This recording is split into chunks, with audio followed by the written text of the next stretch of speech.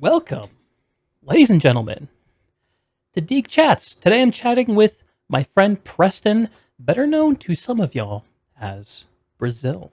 How's it going, Preston? It's going great. I just had to pause and mute the stream because I had that open, and all of a sudden I was like, "Oh, it's double D." Double Two Deeg. Ds. You gotta watch out for the double Deeg. It'll get you. It will. But yeah, no, it's going all right today. It's pretty good. I'm glad to hear that, man, and I'm really glad we're able to connect this up. Preston, I've had I've been at a disadvantage because I've known you through your content and through tea time for years. It feels like, and I saw you on Tea Time on Mighty Teapot's channel. Whenever the most recent one was, you guys did the commentary about the latest Guild Wars 2 story release. And you talked a little bit about what you've been up to since Guild Wars, and it seemed like you have really, in some ways, started living a life post Guild Wars 2, and I thought there's a cool story to that. And I'd love to hear that story. So maybe a good place to start, if you're okay with it, is just to start with the game. Like, how did you come to Guild Wars 2? Why? And how did things progress? Like, what?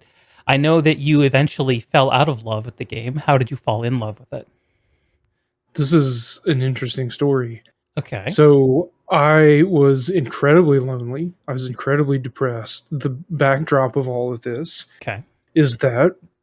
So I graduated high school in 2011. We'll just start there. High school's horrible. No friends. Hated every second of it. Got expelled twice. It was a mess. Went to college. Dropped out of college after half a semester because I hated it there, because who likes school? Seriously, like if you're playing video games, you probably don't like school very much. And I'm a college dropout too, so nice.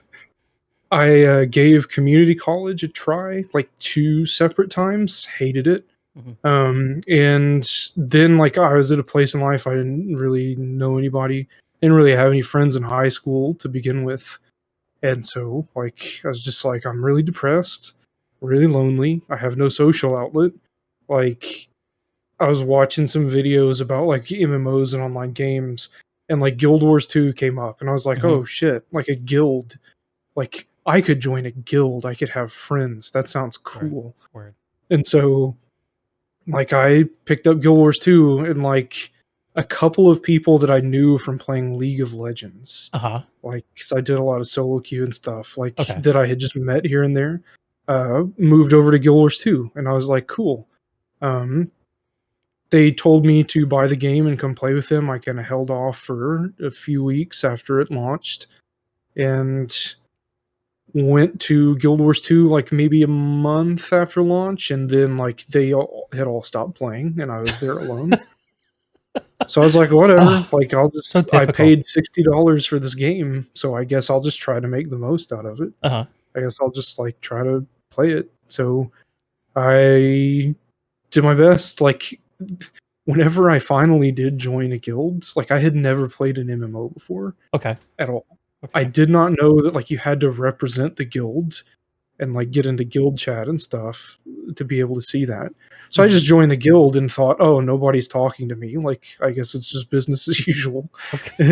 So like after like a few hours, or like it may have been like a whole day, like a guy whispered me, he's like, hey, any reason you're not representing? I was like, what's that?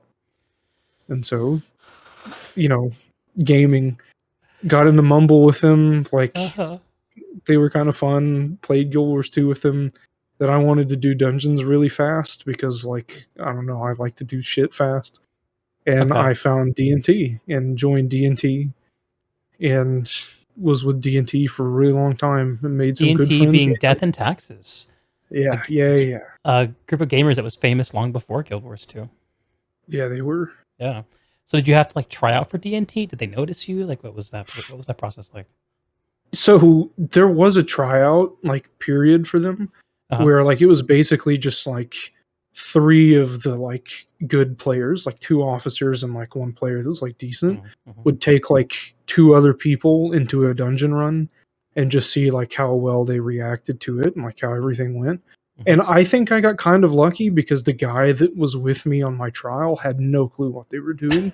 And, like, I had, like, kind of a clue what I was doing, like, a little bit Mhm. of a clue, but, like, it was really bad for the other guy. So It's one like of us feeding the made it. bear, right? You don't have to be the fastest, you just gotta be faster than the other guy. Yeah, exactly. That was exactly what it was like. Okay.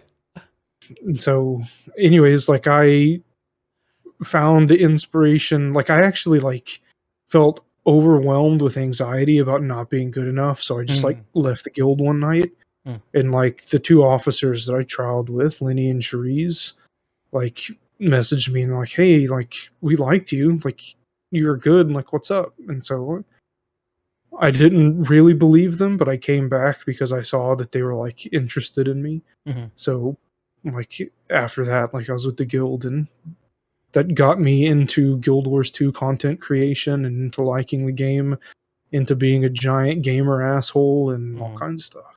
So mhm, mhm, that's where Brazil grew up. mhm.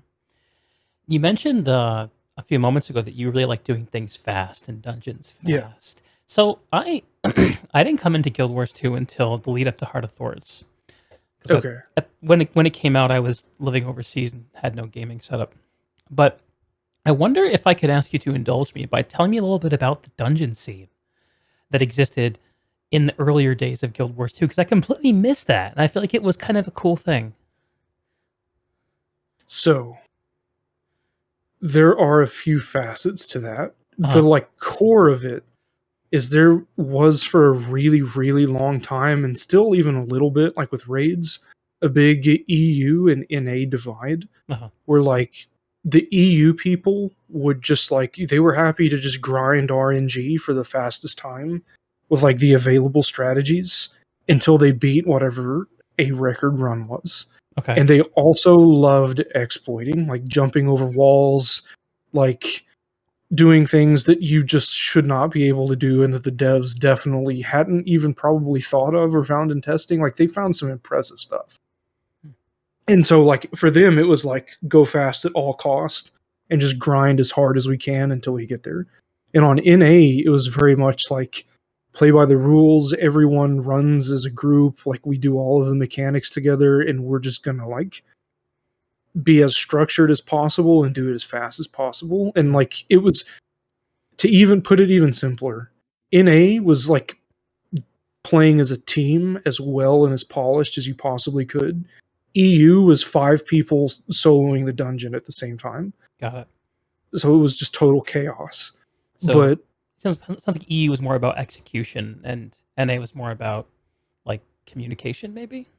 yeah, and like refinement and like Okay. we would like innovate a lot of stuff and find new strategies and new ways to do things. Mhm. And so like we might come up with a strategy that saved like a minute off of a time. That's huge. And then yeah, and we would be, like, satisfied and be happy with that, and then EU would replicate that same strategy and just grind it out for, like, 2 weeks Uh-huh. until they beat us by, like, 8 seconds, and then it's just like, "Well, fuck. We don't wanna grind dungeons, I guess we'll just find a new strategy," and that was Uh-huh. the competition after a while. Work smarter, Like, not harder, there huh?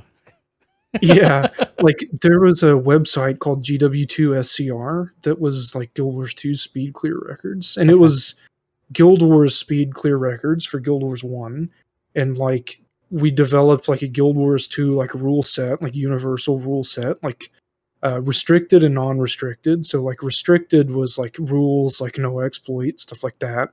Non-restricted was just do anything you want, Mhm. like, just at all costs, finish the dungeon as fast as you can. Um, and that was like eventually like the unrestricted like stuff kept getting patched slowly and slowly, like wall skips, like glitches, bugs would get fixed, and so people just kind of went on the into the restricted rule set, and that's just kind of what we did from there. Mhm. And then we tried to develop, like, if you remember like the ERP raid tournaments, we hosted stuff similar for dungeons, and it got like basically a little bit of support from ANET at the beginning, and then they realized that we don't want to support competition and elitism and anything in PvE, so they just pulled out and quit. Mm, And okay. then it was hard to organize, and we just all quit caring. Okay. Okay. So at that point, did you keep doing dungeons? Did you still enjoy them, or did the scene kind of die at that point? I got pretty burned out on dungeons whenever Mhm. like they added daily rewards to everything, so it was Mhm. profitable just to do like every dungeon one after the other for like hours. Right. Like every day, like 6 hours of doing dungeons, and they were all the same. Like they were all like the annoying part about dungeons is that like the dumbest things can go wrong and ruin the whole thing. Like Mhm. with raids, it's like no problem. Like this mechanic happens poorly, you just GG and reset. Right. But like with dungeons, it's like It's if you're painful. in like Sorrow's Embrace and you're on like what is it? Oh fuck, what's the boss? The one that screams about Zadarajni in the armory. I don't remember its name. But Yeah. like to get to that boss, you have skipped waves and waves of trash mobs that Mhm. will like basically one shot you. And so if someone dies on that, like there's not like a waypoint or anything. Mhm.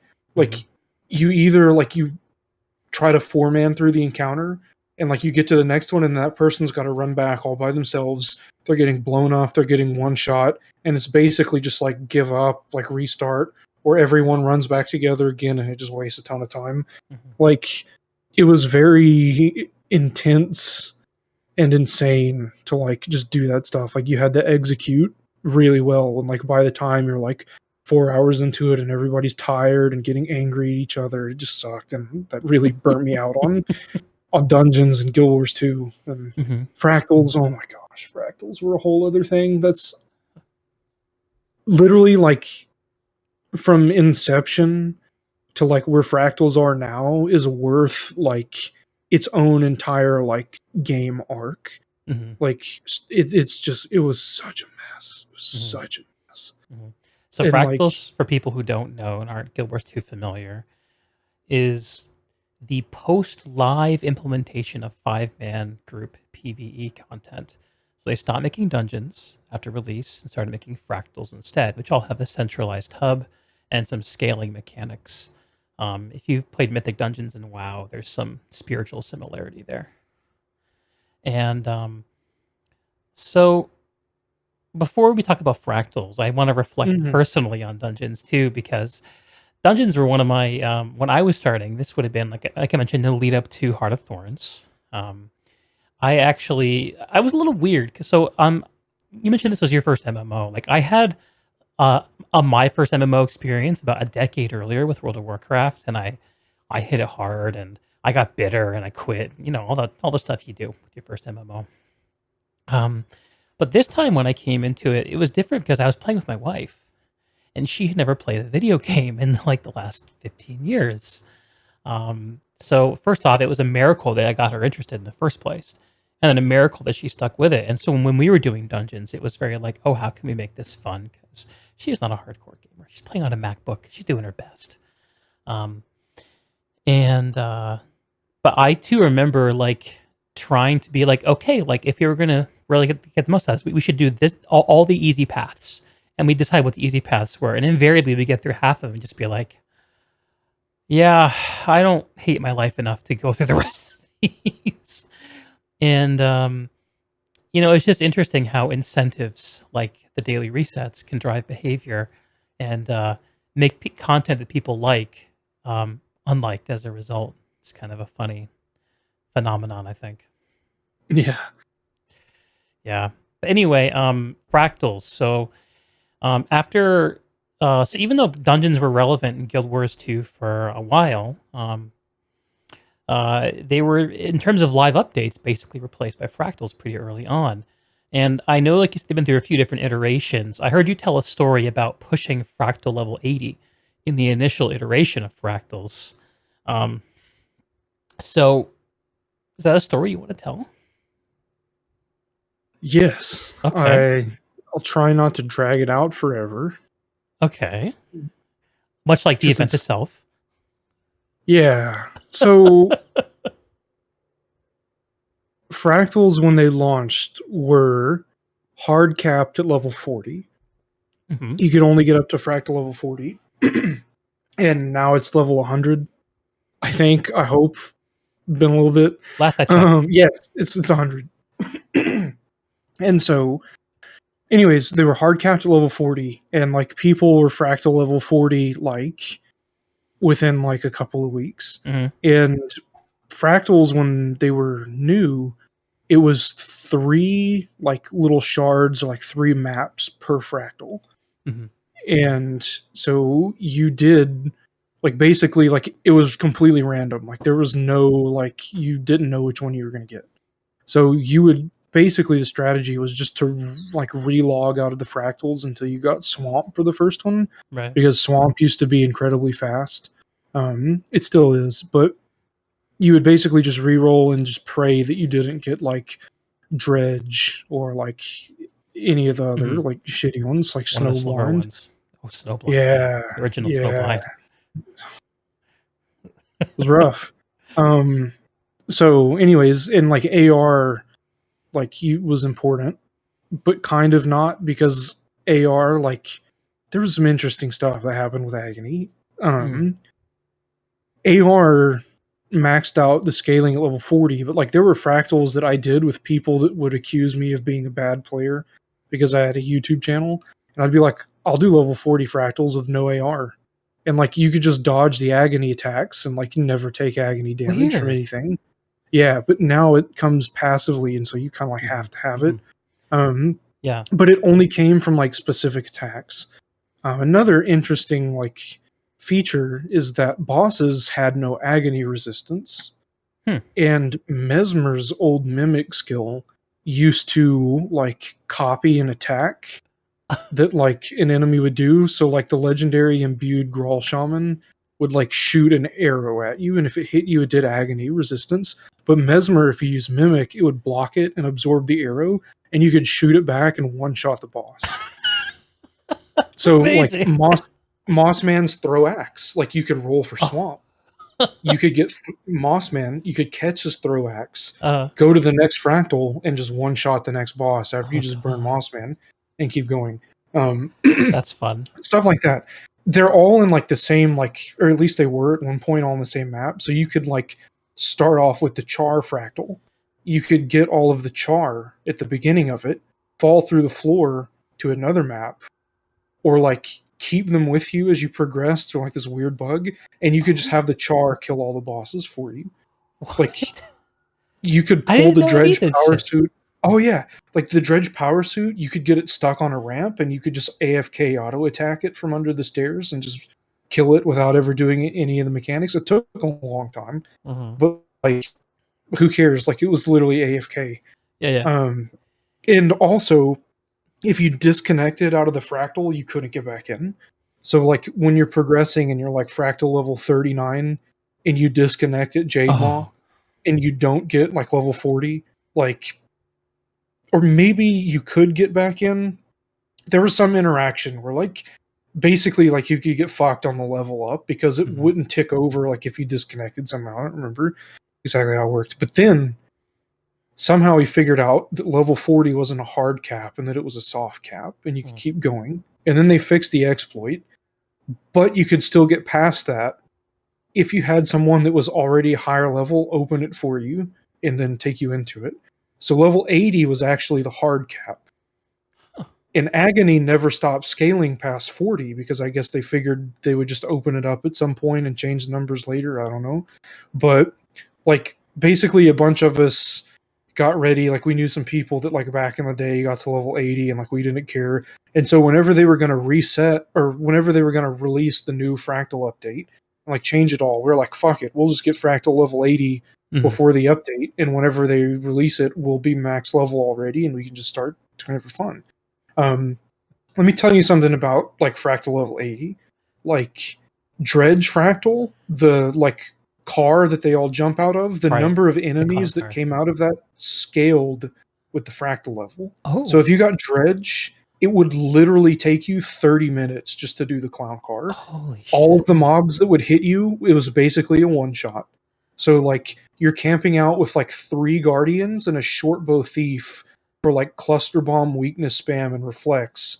So like you don't just get one shot.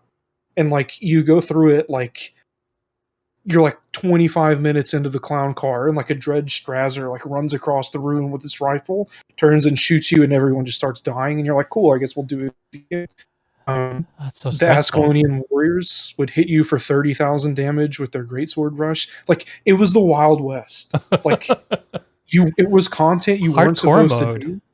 Yeah, and then the update came out and they just reset everyone anyways. So we Right. lost all of that progress after grinding it for like a month. Right.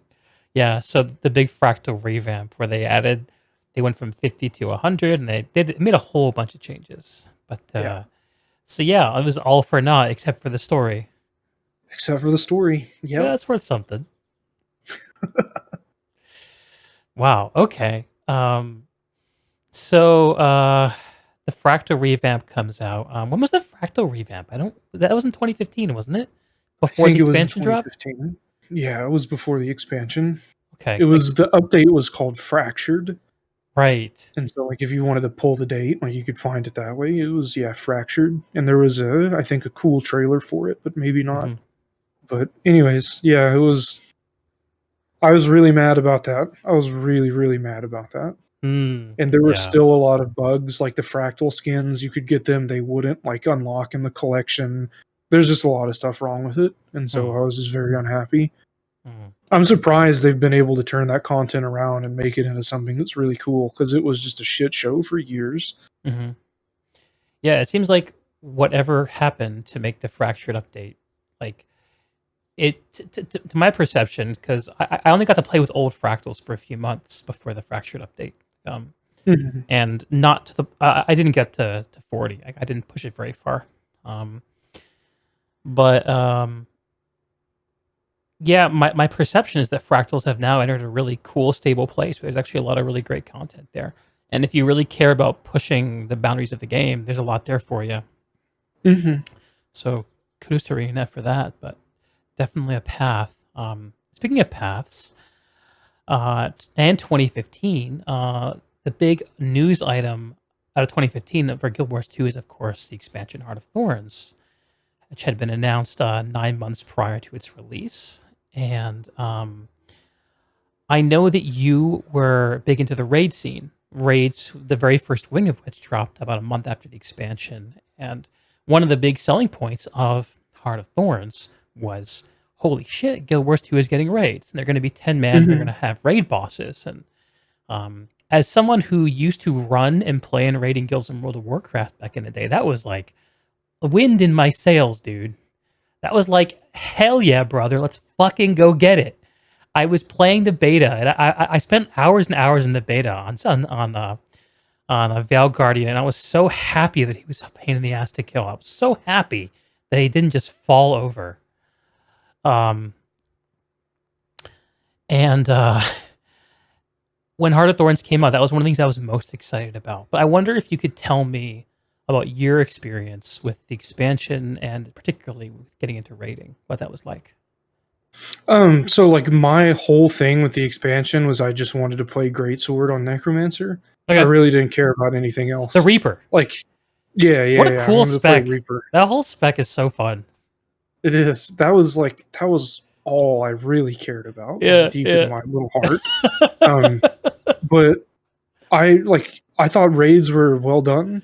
Like I'm glad that it took a while to like for anybody to be able to kill them at all. Mhm. Um, and then like I'm also glad that people figured out that like you didn't actually have to do updrafts to kill Gorseval. Hmm. Like I'm glad that like they've gotten so optimized like the longer that they've been out. And Mhm. but at the same time, like if you're a new player and like you have no rating experience and you're Yeah. with 10 people that have no rating experience, like the experience for you is basically going to be the same that it was for me whenever like raids were new to the game. Mhm. Like it's just like this really cool like unique bit of content that requires coordination and like a little bit of knowledge of what to do, but Mhm. like if you're good you can just, I mean, with some grinding you can get through it and get your legendary armor and Yeah. then skin over it with something that looks better. Ah, But legendary armor. That was also teased yeah, during the expansion, right? I mean, there in the like lead up. I think it was I think Crystal Reed gave an interview at like PAX, or I think it was PAX. I Uh-huh. think she was talking about legendary armor. Uh-huh. I could be mistaken on this. I only vaguely remember it. But like as far as like things that were teased, like, and this is like slightly off topic, I guess, but it's like stuff that was teased with the expansion that was really off-putting for me Hmm. was like they teased like the new Borderlands and like that got cut, and they teased like a new PvP game mode that got cut, Oh, and yeah. like Stronghold. Rip. raids came out for a while, and now they're like aren't raids anymore, and like eventually, like after like Wing 3, they kind of Wing 3 was kind of like whenever they stopped really caring about raids. Like I think they still had a team that wanted to make them, but the studio was probably like, you can't do this anymore. Like just do what Yeah. you have material for, and we'll just push it out when we can. And Mm-hmm. so it was just like, I don't know. Heart of Thorns. I enjoyed the expansion a lot. I have a lot of very good memories for Heart of Thorns. Yeah. My overall experience was very positive, but there was just like quite a few important things that I think they honestly dropped the ball on. But you know, it is what it is, and it's in the past. Mm-hmm. I What think were the some of the game is good in. things? So like exploring, like the maps were huge, Yeah. and like it was just new stuff and like Yeah. mechanics. You're like, whoa, there's never been anything like this There was so much to before. contend with, right? Gliding. Yeah, It there took was. forever to unlock the gliding mastery, and Hmm. and when No, it came out, the maps were punishing. yeah. Navigation, the mobs, like Hmm. it was not a place to fuck around and be casual. Yeah, it was really cool, like that they added stuff like that and like big, huge event chains. It took a lot of Yeah. coordination and like people talking in map chat and like organizing stuff, not just like the troll in Queensdale was up, let's go kill it real fast. It was Mhm. like for like 2 hours, you're like talking with the commander and like organizing and like planning, like, okay, guys, like we really got to do this. Like, don't fuck up North Octavine this time. Like, quit pulling the thing away from, whatever. And like, Octovine, like everybody does Octovine all the time now, but like it took like a long time. It took like 2 weeks for anybody to even kill it, and no one knew Mhm. what was happening. Mhm. Chalk Jarrett, Chalk Jarrett took like probably like a month before anybody killed it. Oh, yes. Like it was cool, like a world boss, like world bosses in Guild Wars 2 before that. Like you Yes. just ran over them. Like it was awesome. It was so Yeah. cool.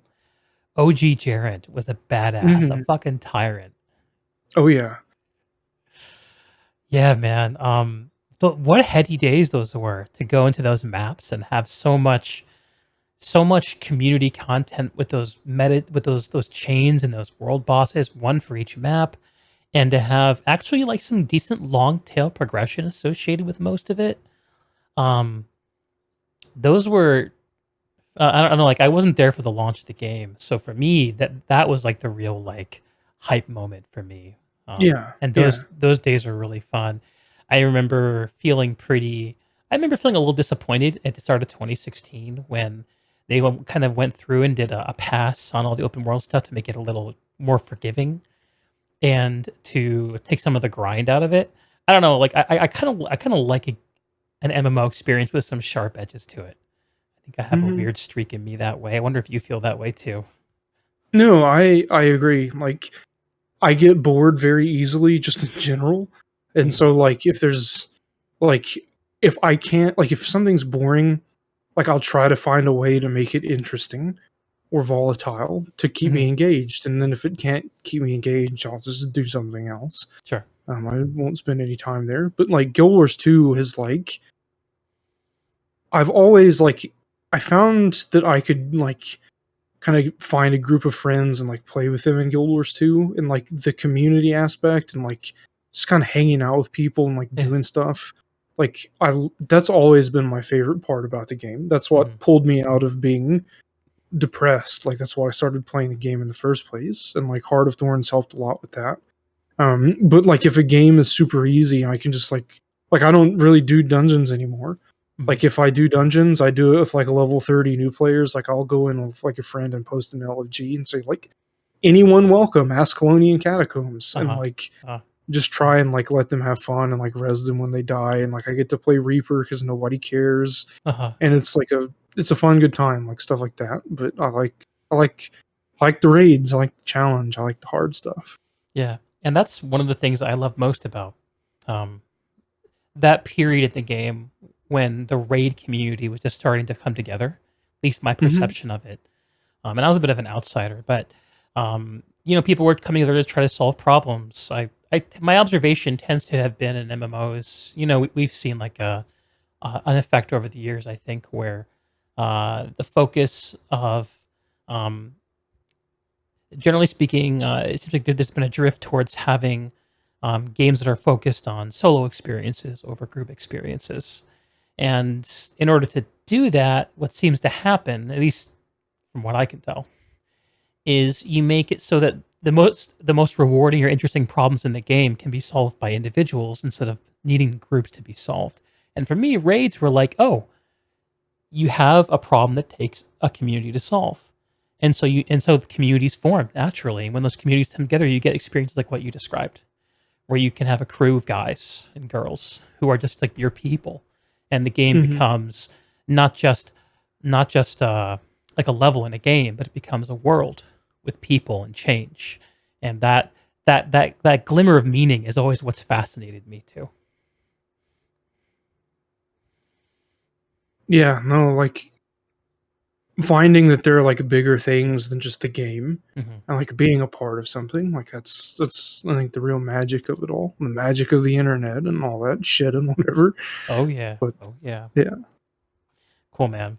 Well, so that was some good stuff you liked about it. What about stuff that really let you down? Legendary armor was the biggest thing and the Hmm. one that immediately comes to mind because it just did not come out for so long. Hmm. And when it did Yeah. come out, there were a lot of excuses around it. There were a lot of things that were just like, "I don't think that's true. I think you're lying about this." Hmm. Just that, like, I literally, like, I got kicked out of the partner program over it. Like, Hmm. was that was a whole thing. Um, but I think I got kicked. Yeah, I'm pretty sure I don't even remember at this point, and I Okay. also just don't really care. I'm pretty Sure. sure I got kicked out of the partner program over the legendary armor Hmm. stuff. Yeah. But it was just like, really? Like, we wait like all this time, and the medium armor has a cape, and the reason you said the medium armor has a cape, it's not even just a cape. It doesn't have a cape until you, like, draw your weapon, Right. and then the cape comes out of it. And the Yeah. reason it has a cape is because all of the professions have a silhouette, Uh huh. and Uh medium huh. armor has a silhouette, and that's why there's so many trench coats.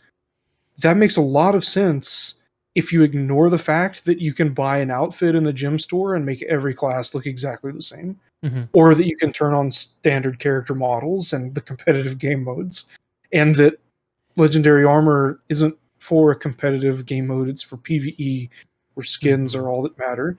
So, like, I'm not a particularly intelligent person. I'm just really good at, like, troubleshooting and taking things apart.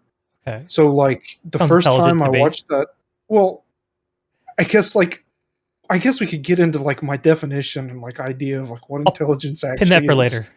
Yeah, later on. All right. But, like, I was just like, I watched it the first time and I was like, "Okay, I probably need to watch this a second time." And I Mhm. watched it a second time and I was like, "I have some problems with this." And I Okay. watched it again and I was, like, furious. I was like, "You've gotta be fucking Yeah. kidding me." Okay.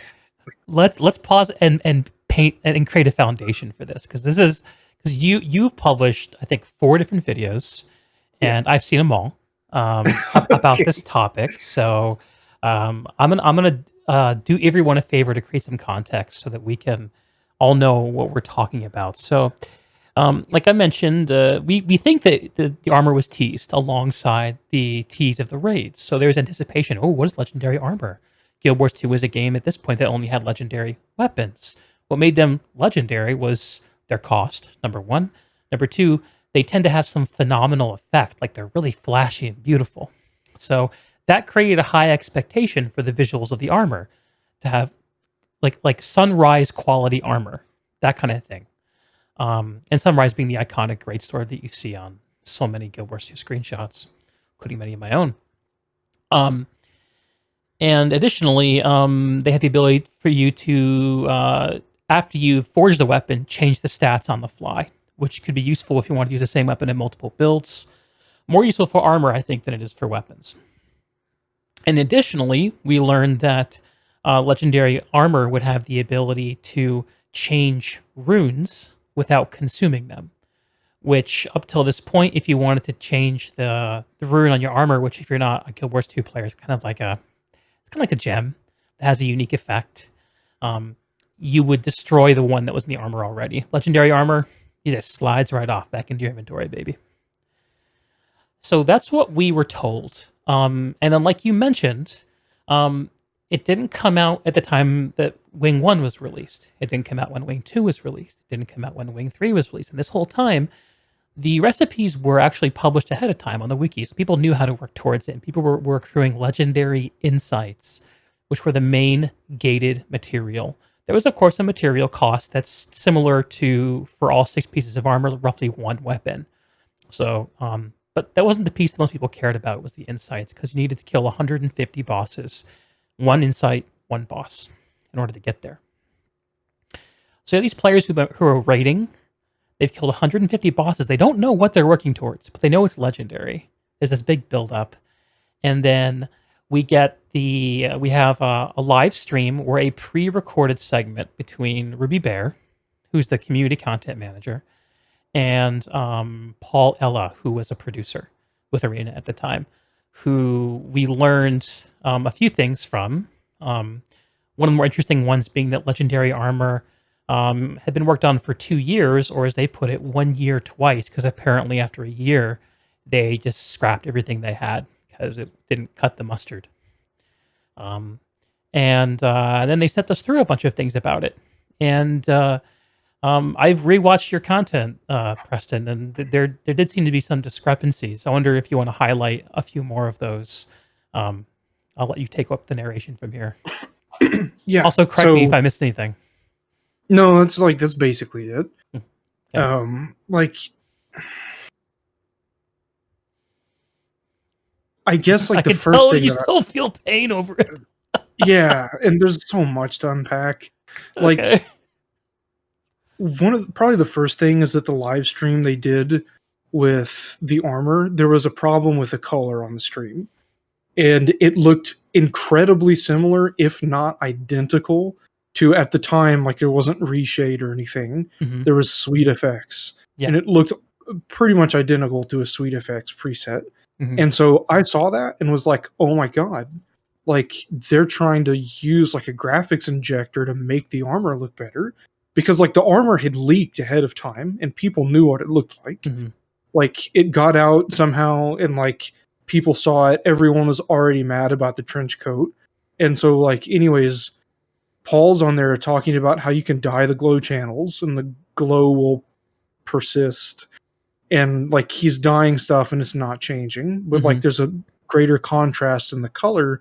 And it's wait, this isn't right. What's going on? Mm-hmm. And so I accused them of using a Sweet Effects preset, and they got really mad over that. They're like, of course we wouldn't modify our game. Uh-huh. And someone who I still don't want to name their name. I don't think they're at the company anymore, but just out of respect for them, it's someone who was in a position that would have known if they were or were not using it. And they said, hey, look, man, mm-hmm. yeah, they were like, you didn't hear this from me.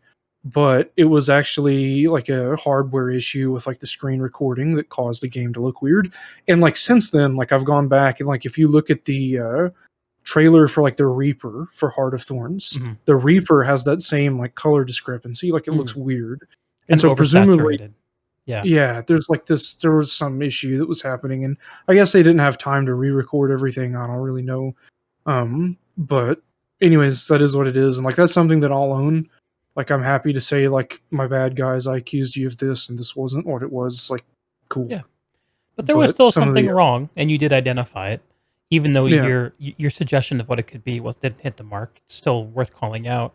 And why is it important that the colors were off? Why does that read? Why is that upsetting?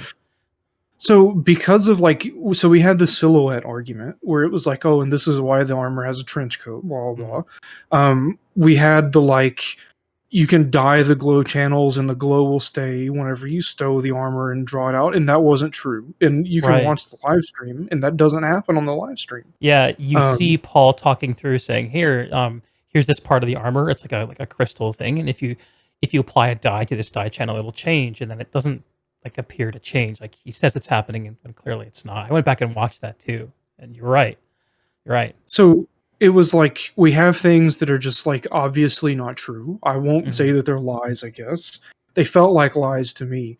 And then you have this like it's just stuff that didn't add up and stuff that was not true just started to pile and stack and stack and stack. Hmm. And then like a couple of friends of mine and like myself, we found this bug where like you can disable like a headpiece or like gloves with a little check mark in your hero panel and like turn them on and off of your Right. character. The visibility of the And helm, that kind of stuff. yes, and if you spam click on that little check mark and hide and unhide your armor piece, toggle the visibility. If you do that fast enough and for long enough, you'll crash yourself and other people around you because it just loads and unloads the effects. That was the bug. So I yeah, knew there was people something. were yeah, like you could crash Dragon Stand if you took your legendary Oh armor into a God. Zerg and just like auto clicked it. Like you could crash people out of like that. Like I had a video about it that like maybe you saw that. Yeah. Um, Yeah. and so it's just like you don't know really what's happening, but like with that context behind it, you can see how it's actually a problem. And that video exists because like we voiced concerns on Twitter and said, "Hey, this is a problem. Like you can crash people out of the game." And Mhm. they literally said on Twitter, "It's not a problem. Like this doesn't happen." That's not true. So I said, "Fuck you. I'll just record a video and put it on my YouTube channel and everyone can see that it actually happens." Mhm. And so Sounds like that might be the thing that got you kicked from the partner program, if I can hazard a guess.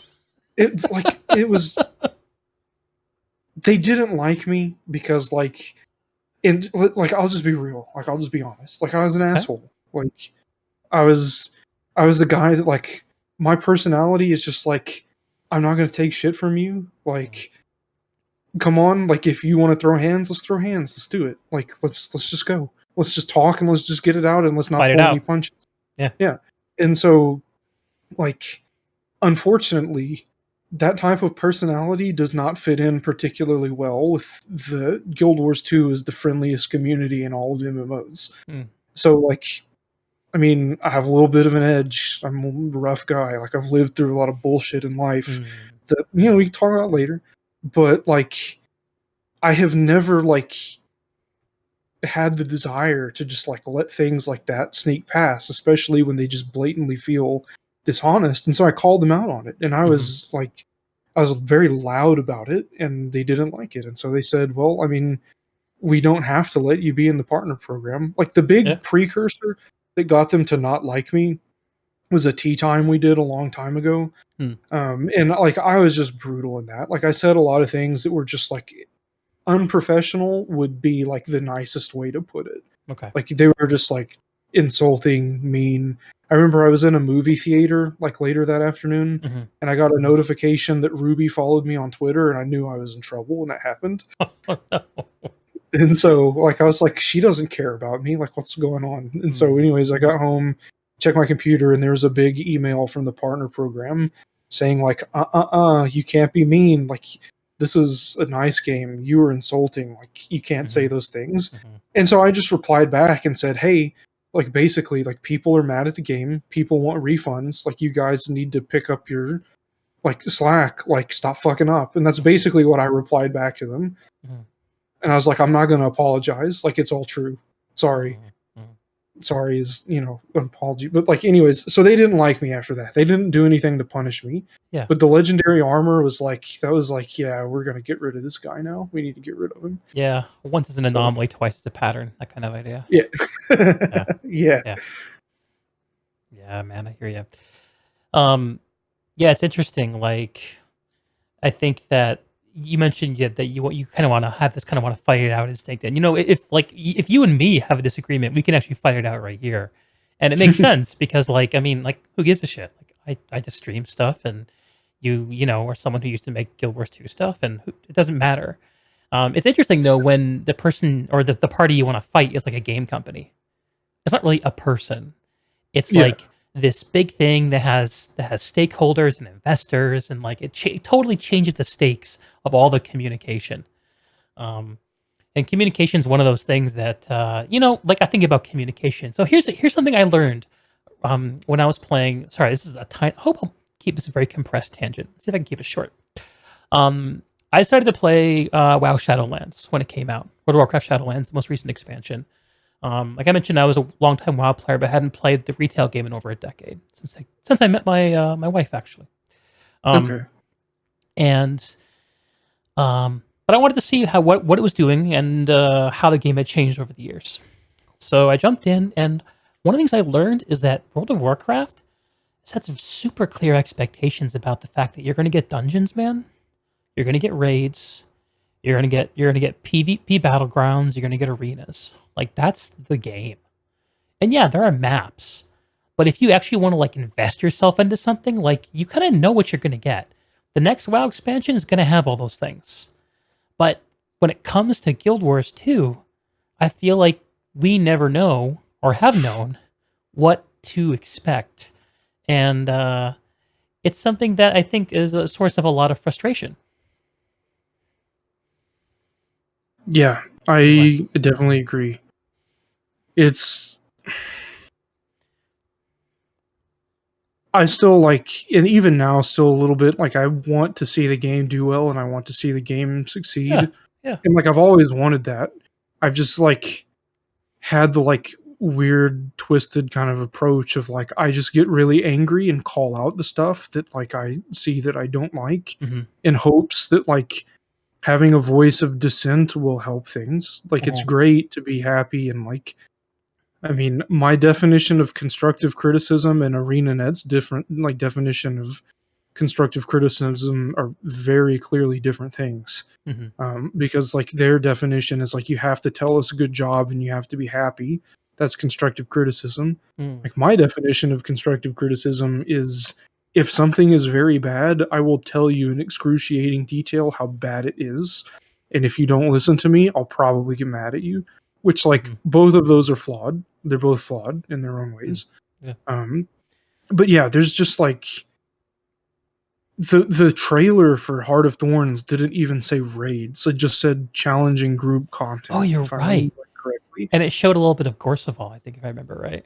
Something like that. Like Yeah. there was speculation like, oh yeah, it has to be raids, but they only like when in the announcement, like Mhm. Mhm. they just said challenging group content. Mhm. Like it wasn't raids until like a while after the announcement. Interesting. I forgot about that.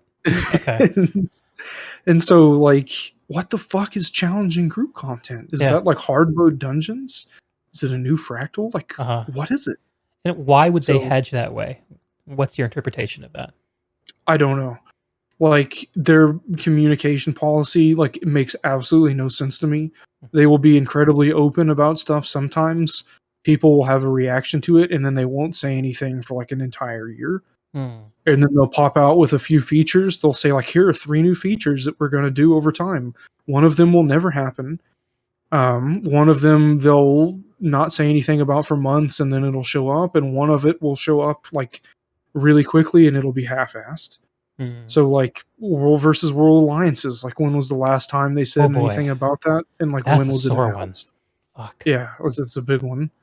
So It's coming up on 2 years since the Icebreed Saga announcement at the Moore Theater, yeah, which yeah, I yeah. went to because I'm local. I, ch- yeah, you talked about that in the Teapot interview, Oh and I yeah? tried to go back and watch the Icebrood Saga announcement because I have very little memory of it, even though I Mhm. watched it live. Like I watched it on stream when it happened, and like I couldn't finish it. I was just like, I don't want to watch this. This is like it's Yeah. a sales pitch for Funko Pops. Like why? Like I don't. Why would you do this? Why would they do this? Yeah, I've so you probably heard me struggle through that when I was talking to Yeah, Teapot last year. a little bit.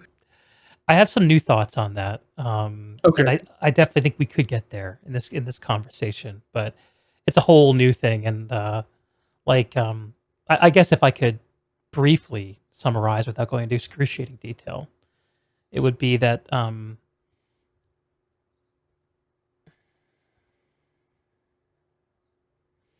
So like I have ADHD. Okay. It's not a secret. Most people know about it. But most people don't really know what ADHD means, especially if you don't have it or know someone or love someone who does.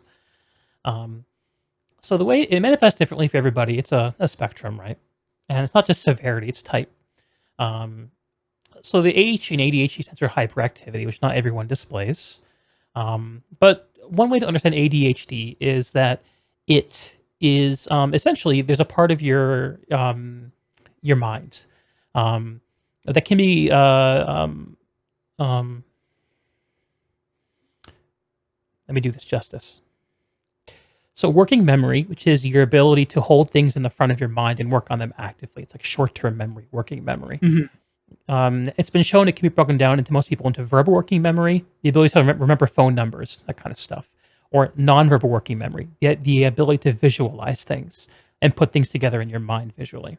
And people with ADHD, generally speaking, have pretty bad nonverbal working memory, which means literally their ability to visualize the way a thing can happen and get done in the moment kind of sucks. The result of that, like for me, is that I tend to have a very overdeveloped verbal, uh, sorry, verbal working memory. Um, but if I need to get something done, if I don't write it down, I'm fucked. And and what I tend to describe ADHD as for me is not necessarily an attention deficit, but an intention deficit. So if I have an idea or something I care about, most people who have an idea, something they care about, will keep it in mind as they go about their day or their thing, and they won't forget about it. Oh, I need to do this. Don't forget about this, Greg. You know, you have a podcast tomorrow. Don't forget to do some research. Don't forget to watch those videos. If you have ADHD, though, those things fly out of your mind. The ability to sustain an intention is just not there. One of the upsides of this is I'm terrible at holding grudges because I literally cannot keep in the front of my mind why I'm pissed off at somebody. Like if I think back about it, I can remember it, but there's a difference between having it being like your short-term memory and living there versus kind of being long-term storage. So, um, and sometimes when I look at the track record of some of these things you've talked about with Guild Wars, I kind of see like a organizational level ADHD where it's like, oh, we have this great idea, guys. It's rates. We have this great idea. It strikes. We have this great idea. It's X, Y, Z. And these are actually great ideas most of the time. Like seriously, amazingly cool stuff comes out of that studio. But then where's the intention over time to develop these things? And what should we expect? Maybe we should expect these things to be like a 1 to 2 year thing and then they're legacy content and something new replaces it. That's okay. But maybe we should be told that. I don't know. And when I compare it to like Shadowlands, which I think lives like on the opposite end of the spectrum, it's ordered. Like you know you're going to get your raids, your mythic dungeons, your blah blah blah. It's very rigid in that way. And if that's what you want, if you want to have an expectation that gets hit, that's there for you. Guild Wars 2 is like a place where like you just never know what's going to happen. And if you love the chaos, if you survive in the chaos, if you love that, that's great. But if you want to create a community around something, if you want to have an experience that you can kind of come back to and progress over time long term, man, it can be rough. And that's my own story of I think why I eventually tapered off the experience in the last few years. But this isn't about me, man. I've been flapping my gums for a little while at this point. So that's like, oh God. Bro, I'm so awful at tangenting. So you were asking about Icebrood Saga in the announcement. Mhm. Um,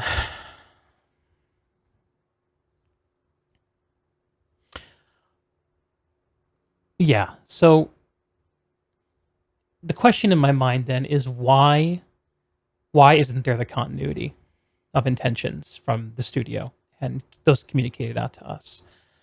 And the whys could be that's just the way that the studio works. Like they're not about having these pillars of the game that are these immutable things. Like it's creative. Maybe that's it. Or maybe there's stuff we don't get to know about. Shifting forces, investors saying X, Y, Z, publishers, all that good stuff. and we know about some of these things because of like the layoffs and whatever. But when I showed up to the Icebridge Saga announcement, like, I guess the main takeaway I had from last year, which is what I still have, is that it wasn't intended to announce Guild Wars 2 content. It felt very much like going back and watching it. Like there was a time slot, and it's like, yeah, go ahead, just figure something out, jam it all in there. Yeah. And like, it was honestly just kind of like, I don't know how to respectfully put it, but it just wasn't very good. There wasn't anything about that announcement that made me excited for what was coming in Guild Wars 2. Mhm. It only made me more cynical, and like in my like evil little mind, I guess, like reinforced the idea that I had been right the whole time and Guild Wars 2's fucked. And like, I mean, like, It just whatever. made your hate boner that much more turgid. A little bit, yeah. That's a good way to put it. And so it just like I was just like, whatever. Like Yeah. it's not the first thing they've done, like the first time they've done something weird. They've had a lot of weird, like, I think if I could probably just try to like reasonably like analyze and like figure out, like reverse engineer like how Guild Wars 2 has gotten to where it is, probably like they had some really good ideas, and they Mhm. probably had a phenomenal like sales pitch for the game. Mm. Like, we're going to revolutionize the MMO. Gaming is going to a mobile platform, but we're going to make everyone want to play games on the PC again. Mhm. And like they probably had this like big successful, and like NCSoft is probably like, hell yeah, you guys have like 2 years to try whatever you want, and we'll give you money, and you guys just do it, and we'll see it take off. And like, I think the foundation for the game and the engine and a whole bunch of stuff was just a mess. Probably the tools that they, wow, I've heard some stories about some of the tools that the developers used. Uh-huh. Like, I kid you not. And like, I'm not gonna name a name, but there was a dev that like I was fairly friendly with. Okay. Um, and he told me that there was a tool that had a bug in it. Every time he would open the tool, it would say it's been 7 days plus, and there was a variable for how many days had gone by since the bug had been reported, and it named like it's been like 7 days plus X number since this problem has been reported to Colin Johansson and some other name. Please get this fixed. And like every time you would load the tool, it would show that message, and every day the counter would tick over, and it would just add one to the number. Uh-huh. And like every time you fucking like loaded the tool, it was there. And so it's just like, wow, like what the fuck's going on with this? Like, I don't know like what they're working with. Like, and that's Technical just debt, like a, bro. yeah, that's a big meme. Like that was really eye opening to hear about. Yeah. It's just kind of like that's kind of funny. Like I love that like programmer coder like passive aggressiveness, like monotone kind of like, like That's a real that whole jab like to get something like that that, into a tools build. yeah, it's like it was kind of cool, but Yeah, like like I don't know, like I have a lot of sympathy for the tools developers and for that situation in general because like I have a job as well that relies on internal tools, like internal tech tools, and um, they are just they're only as minimally as good as they have to be because that's the only effort yeah, anyone's willing to put into them. Man, the number of problems that causes can just be so frustrating.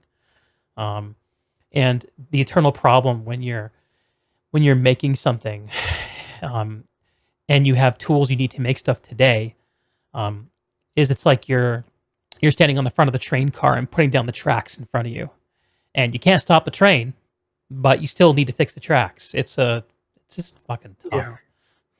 Yeah, it's just like I've seen some interesting examples of like outdated tools and stuff in the real world too, which I don't like. Maybe that's not worth getting into, but like it's just like all of this is to say, like, I don't know like what it was like in there. Like I never Hmm. worked in the company. I worked with the company, and like I can only like infer and like take well-educated guesses maybe sometimes. Hmm. And so like I'm sure that there are people that had it rough. I'm sure that it sucked a lot. There are probably a lot of days that people didn't want to come into work because they knew that they're going to have a meeting about Reddit comments. And Can you so, imagine, bro? Oh, thank God I don't have to deal with that. yeah, Oh my God. it's, I mean, like, I don't know. Like, now I try to think about the people that work at the company a little bit more. Like, I still get mad about stuff, but, Mhm. it is what it is. And, like, I think they really tried to be passionate and communicate. And I think they really bit off a lot more than they could chew at the Mhm. launch of the game. Mhm. Living Story 1, and I think, like, they were trying to do a whole lot, and they were probably, like, competing for ideas and, like, "Yeah, this team has a good idea this week, let's do that. Let's" Mhm. I guess this update is just gonna be signposts, which is the big meme, like, if Flame you and played Liv Frost. Yeah. yeah, yeah, I watched and, like Wooden Potatoes video he did recently about the top yeah, biggest fails, and that was his number one. And I like the way he contextualized his picks because he was like the things that did the most damage to the player base at the time they happened, and that being the first major story release um, mhm. after the vanilla game, and everyone was like, "Oh, that's what we're doing. All right, I guess I'm good then." And there was some, like, legitimately cool stuff, like, in the Flame and Frost, like, series, Hmm. like, going with Bram to, like, his village, his, like, homestead, and, like, Yeah, saving his Cragstead. friends. That was Yeah, yeah, cool. yeah. Like, meeting rocks and, like, finding Frostbite, like, that stuff was, like, really neat. I enjoyed all of that Hmm. content. I thought it was like, I give the Guild Wars 2 story a lot of shit, Hmm. like, all of the time, because I think overall it's been absolutely just abysmally bad, but, like, stuff like that I enjoyed.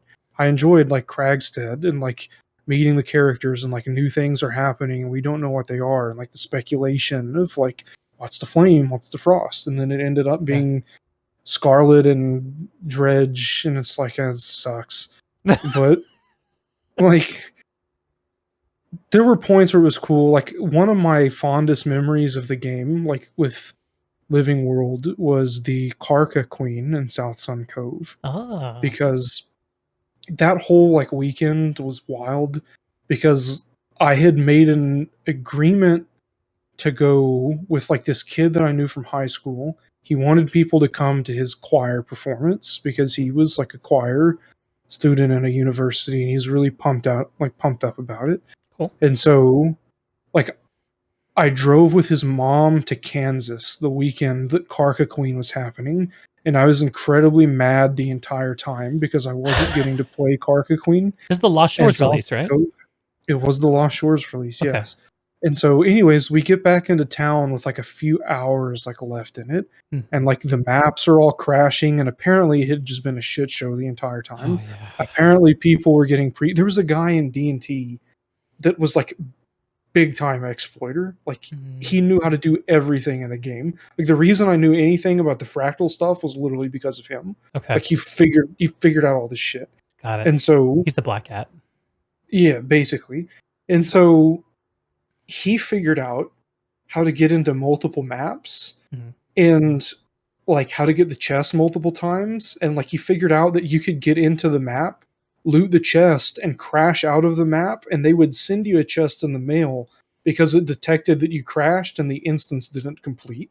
So he figured out how to, like, double up on the chest, and he opened chests and chests and chests from overflow and overflow and overflow, and mails and mails and mails, and he was literally, like, sending us screenshots of, like, every character he had every precursor weapon in every slot that it could possibly have, like, even the underwater stuff, because he got them all as drops, and he was like, "I can't even be bothered to list the stuff on the trading post anymore. Just I'm just equipped it. gonna equip it." Yeah, Fuck. so, like, I don't know how many chests he opened, but he was, like, loaded after that, Yeah. and so, like, he was a fun guy. Like, he was an interesting guy. Sounds like a Apparently, he party went to animal. yeah, like, apparently also he went to prison for, like, gang violence or something, like, this weird guy, Wow. interesting guy. Okay. Yeah. Bit of Yeah, character, huh? but yes, that was the last I ever heard of him, and Oh, so or heard about him, that he went to prison for something gang related. yeah. But I'm glad it wasn't for Guild Wars 2 related stuff. yeah, exactly. And precursor jail.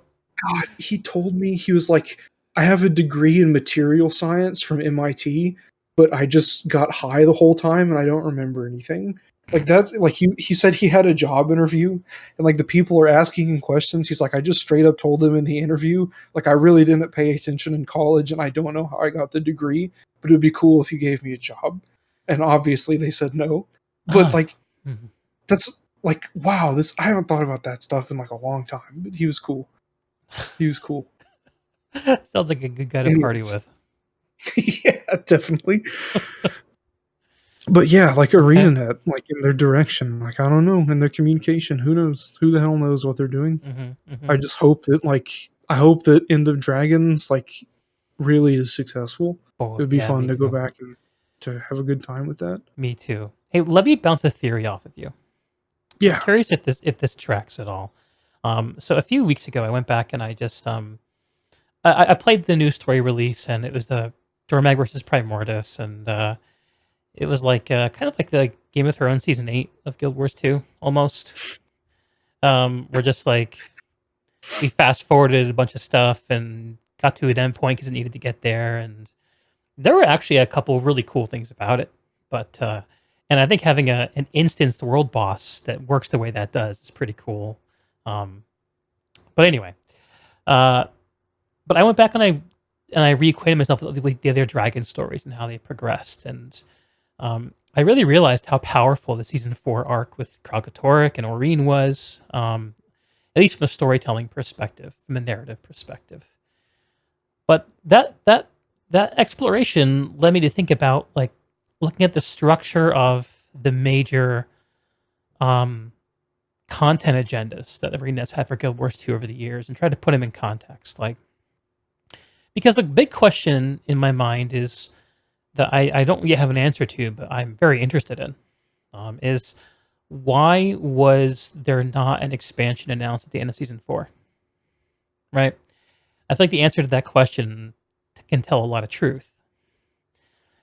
Season 4 ended. We get this beautiful cutscene, right?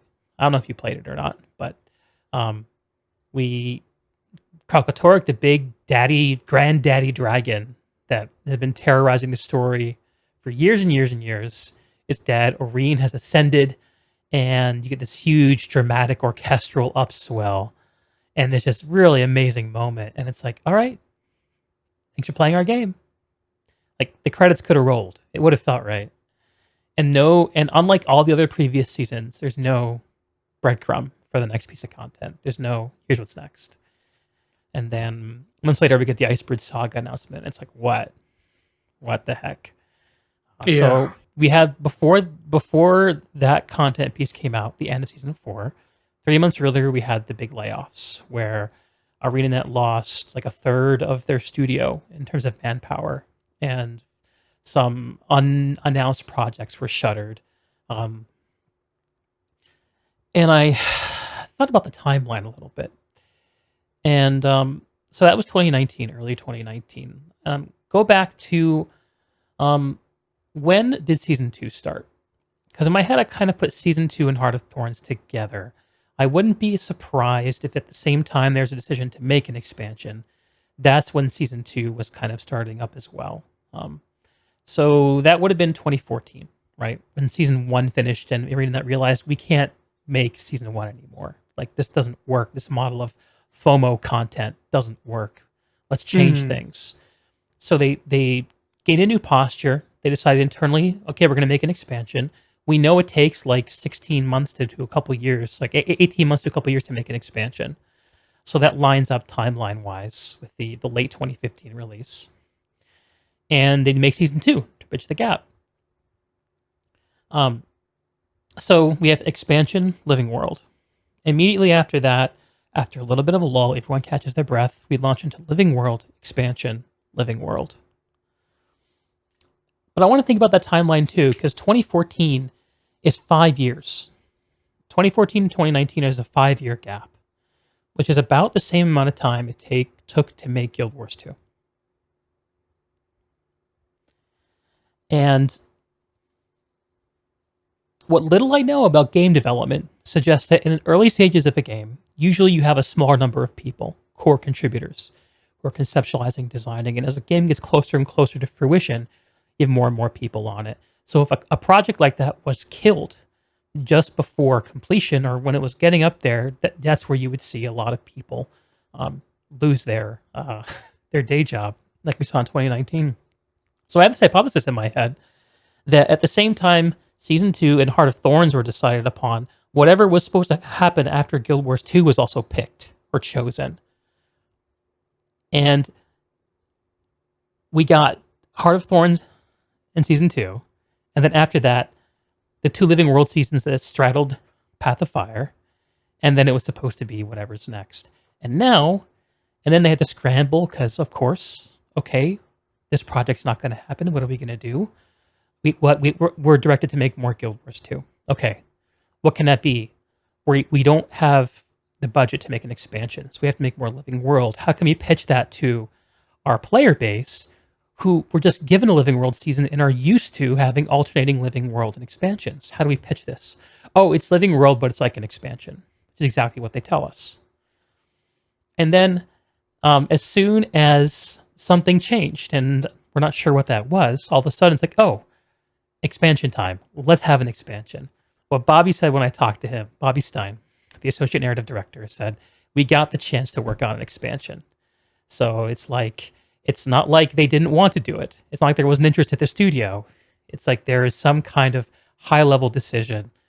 And all of a sudden, that's when things changed, and the Icebird saga was kind of fast-forwarded, and we end up with this, the end of the arc. So, I guess what that ridiculous calculus suggests to me, in a completely lay person and don't have a standing of having this opinion kind of way, is that the time when it would make sense for ArenaNet to plan a new project to eventually progress away from Guild Wars 2 would have been in 2019.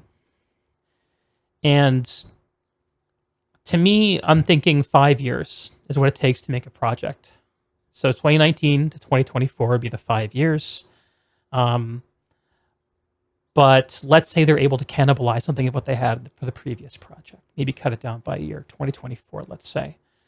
So what year is it now? 2021. We're going to get End of Dragons. Mm-hmm. So End of Dragons will come out later this year, probably. Maybe early next year, although that would be a long time to wait. And then between then and 2023, we have about enough time for End of Dragons and one very long Living World season. And that is my current best guess about what has happened at the studio and what can happen in the future. And it's probably wrong in 15 different ways. But does any of that sound feasible, likely to you? I mean, I've heard from some people, God, when was it? I forget the year. I have no insider info. I'm not asking you to divulge any, by the way. Yeah, I've heard some stuff here and there over the years. And as far as Guild Wars 2, so this wasn't information that I got from anywhere other than people that had played the game with devs before I knew any devs or was in part of the partner program. Okay. But apparently at launch, they had a bunch of people on staff at launch, and whenever up to launch, developing the game, they had a lot of people. And then, which I think might be the reverse of what you had potentially suggested. Okay. They had a lot of people, and then whenever the game launched, for the dungeon team, they disbanded the dungeon team at launch and immediately rolled them over into what would end up being the Living Story team. Mm-hmm. So one of the dungeon devs, the lead dungeon dev, basically became one of the Living World guys. And so and they basically just didn't touch dungeons again outside of fixing some stuff, and then they added Aether Path through the Living Story. Right, for Twilight Arbor. Yeah, and then after that they were like, wow, dungeons are a mess, we should never touch this again, and then they haven't. But I guess all that is to say is my understanding is that they had a lot of people, and then whenever the game launched, they just condensed and cut a whole bunch, and were like, cool, thanks, we don't need you anymore, bye. That's my thinking too. So I wasn't speculating much about the state of the studio before the release. Because Mhm. yeah, like the number of people you may need to make a video game grows the closer you get to actually having the product out there. And then Yeah, once it's out, like you can yeah, make a change, right? So yeah, yeah. Um, but like I've kind of in the back of my mind, like selfishly, like hoped that there would never be a Guild Wars 3 because I don't want to have to do all this progress that I've made over again. you're But attached to like your I'd probably, character. yeah, exactly. Like I'm attached to my account, and I'm sure that like if Guild Wars 3 came out and I started playing it, I'd probably enjoy doing all of it again. Uh-huh. It's just the thought of like having to right now, and I'm like enjoying this game even though I don't play it anymore. Um, but I don't know. Like I've thought that from some of the stuff that I understand as well, like there's some knowledge that I've acquired here and there and through various sources that Mm. basically like they've had to rebuild the engine, like or at least significant portions of it, like more Yeah. than once Boy, that's to rough. add. So like here's like an example that like may still work because it's like old instance content, Mm. but so like gliding requires you to be able to move independent along an X, Y, and a Z axis. Hmm. But like if you would go into a raw story mode, and maybe this still works, maybe it doesn't, I don't know, I haven't done it in a long time. You would go on an airship, um, and you would drop like a warrior's banner down Right. on the airship. The banner It would would go slide off away. the back, right? Exactly, yeah. Yeah. So like I don't exactly know how that interacts with like the movement and everything, but like and like also with opening like vendor items. Hmm. Like whenever you open like a Black Lion merchant or like just to open that little window, what it's basically doing is it's spawning like an invisible NPC inside of you. Like Hmm. inside of your like the pixel that your character, oh my god, what the fuck? My backup script is running and now I have a command prompt on my screen. Okay, it's gone. They found you. It's time to get No, out of it's here, definitely man. all right, bye. But um so like there are a lot of little quirks like that that they've had to redo. And I remember at one point someone someone found a way to get into Super Adventure Box when they definitely were not supposed to be able to get Oh, into Super Adventure interesting. Box. Uh-huh. And the physics from what was communicated to me were completely busted and just did not work because this was like slightly after Heart of Thorns. Like Super Adventure Box like didn't come back for a Oh, that's while. right. So this is It before it was like was revitalized. mhm. And basically the physics were just broken and Uh-huh. like it didn't work. And so like I don't like I can't even imagine the stuff that they've had to do. Mm. And like there's probably just been so much of that that has like they basically built the game, got it out the door. Like there were a lot of bugs at launch, a lot of event chains that didn't complete, a lot of like loot tables and stuff that weren't hooked up to chests, Yeah. a whole bunch of stuff. And so they probably basically had to just remake the game Mhm. like after the game was live. And maybe now it's in a state where it's modular and they can like push that over to a Guild Wars 3 and have something polished. I'm sure there's still a lot of So gore, man. But yeah, you're I'm right sure that that we've seen a lot of new tech. Like yeah. you even mentioned the how janky the airship worked in the a raw story mode. But there's an airship that flies around the Dragonfall, which is the map for the last season 4 release. And I'm pretty Okay. sure that it like fixed that. Like it acts the way you should. Like if you put a banner on it, it flies around on the ship. It goes with it. Um, so they have that technology and a whole bunch of other stuff too. Like, and one of the things I always appreciate is when we see those new technologies come in because I know that when that happens, that we've given the designers new toys, you know, new things to play with, and Mhm. we've knocked down some can't haves because that's the eternal problem. Like a designer can come up with a great idea, but if the technology can't support it, then eh. Yeah. Mhm. Okay.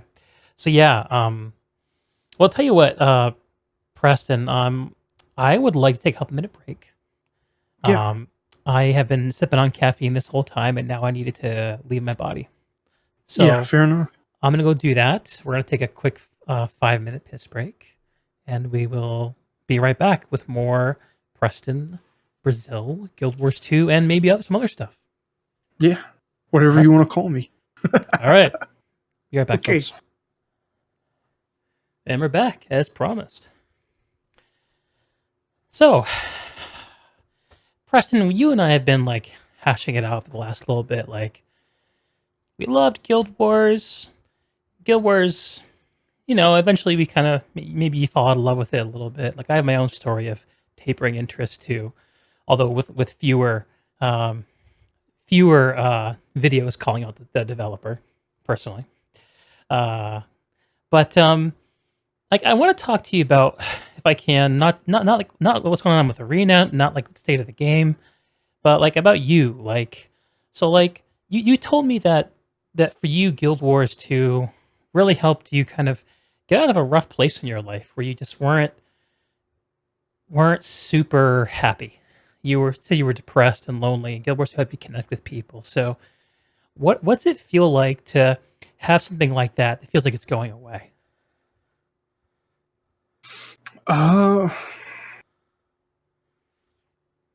to be fair, like part of why I was really angry about like Guild Wars 2 was because I felt that it was going away.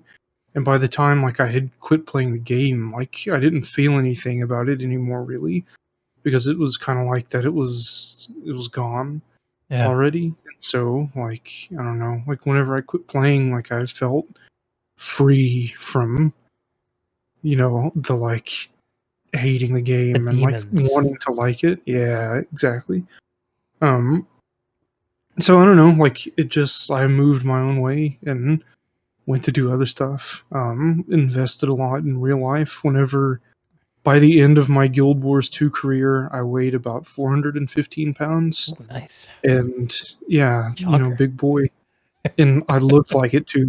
Like you go watch those old tea times, like I look like a disaster. Hmm. And like right now in my current state, like I'm a lot heavier, but like there was a point in time, like there's this selfie that I have that like I look really attractive in it. Like not trying to toot my own horn or anything, but I look Yeah, good. yeah. Like I got down to like 215 pounds. Dude, Felt really great. Um, that's a huge difference. yeah, and like I had a good job. Like I had a relationship at the time that I Oh, was like pretty invested in, and like things were pretty good. But like I was working for an insurance agency, and like the mhm, job itself was like all right. mm. Um, and like I guess we've gotten off a little bit from Guild Wars 2, but like We can life come just back to kind it. of Yeah. yeah. Like I I don't want quit to. I don't playing want to Guild Wars stare too 2. deep into the abyss. Yeah, Like, yeah, you can live there. That's not a healthy place to be. And I think part of your story is that you found a way to get out of it, and something yeah, I can relate to too. yeah. But like yeah, like it felt like it was going away Hmm. while I was still playing. And then like I quit playing Guild Wars 2 and I felt really good about quitting Guild Wars 2. And like, things were looking good. Life was going great. I was in really good shape. Like Girlfriend, losing weight, good job. Like, yeah, that's the and shit. That's the good stuff right there. yeah, and then I realized that real life is not exempt from having problems either. Ooh. So like Need a patch. yeah, Okay. it yeah, like so my relationship ended up, ending, which was unfortunate. I Mm. realized that Little Caesars had pizzas for $5 Ah. and pizza made me feel really good. Yeah. Um in like the insurance agency that I work for, like the guy that ran it inherited it from his dad, and his Ooh. dad was very good. He was a great businessman. Like had the same clients forever. He was a good guy. His son was I can sum up his character by quoting something. He said, "Preston, I liked being married so much I did it 3 times." And so that's the kind of guy that, I worked for. And Okay. he didn't really have much respect for me outside of he thought I was his bro and he could tell me about a bunch of fucked up stuff that he did that he was proud of. And like, like that started to weigh on me a little bit more. And the thing that kind of broke it, and the thing that like kind of just changed my whole life, was like the office building we were in was 20 stories high, and we worked on the 20th floor on a corner office Mhm. overlooking the bay in South Nice. Texas. It was a beautiful view. And I was in his office helping him out. Like I did IT. I was helping him out with some shit Sure. one day. And he was like, I really hate that all of these homeless people out here are ruining my view. And I'm like, really? You can see as far as the horizon goes. And you can't see homeless people unless you go to the window and look straight down. And they're ruining your view. I'm just thinking all this. Like, really? And like there were a lot of homeless people. Like I lived in Corpus Christi. Corpus Okay. Christi is like a little rough, but like also like it's okay. There were a lot of homeless people, and like I never paid any mind to them really. Like for me, they were just always a part of the landscape. Mm. Like they were just a feature of the city.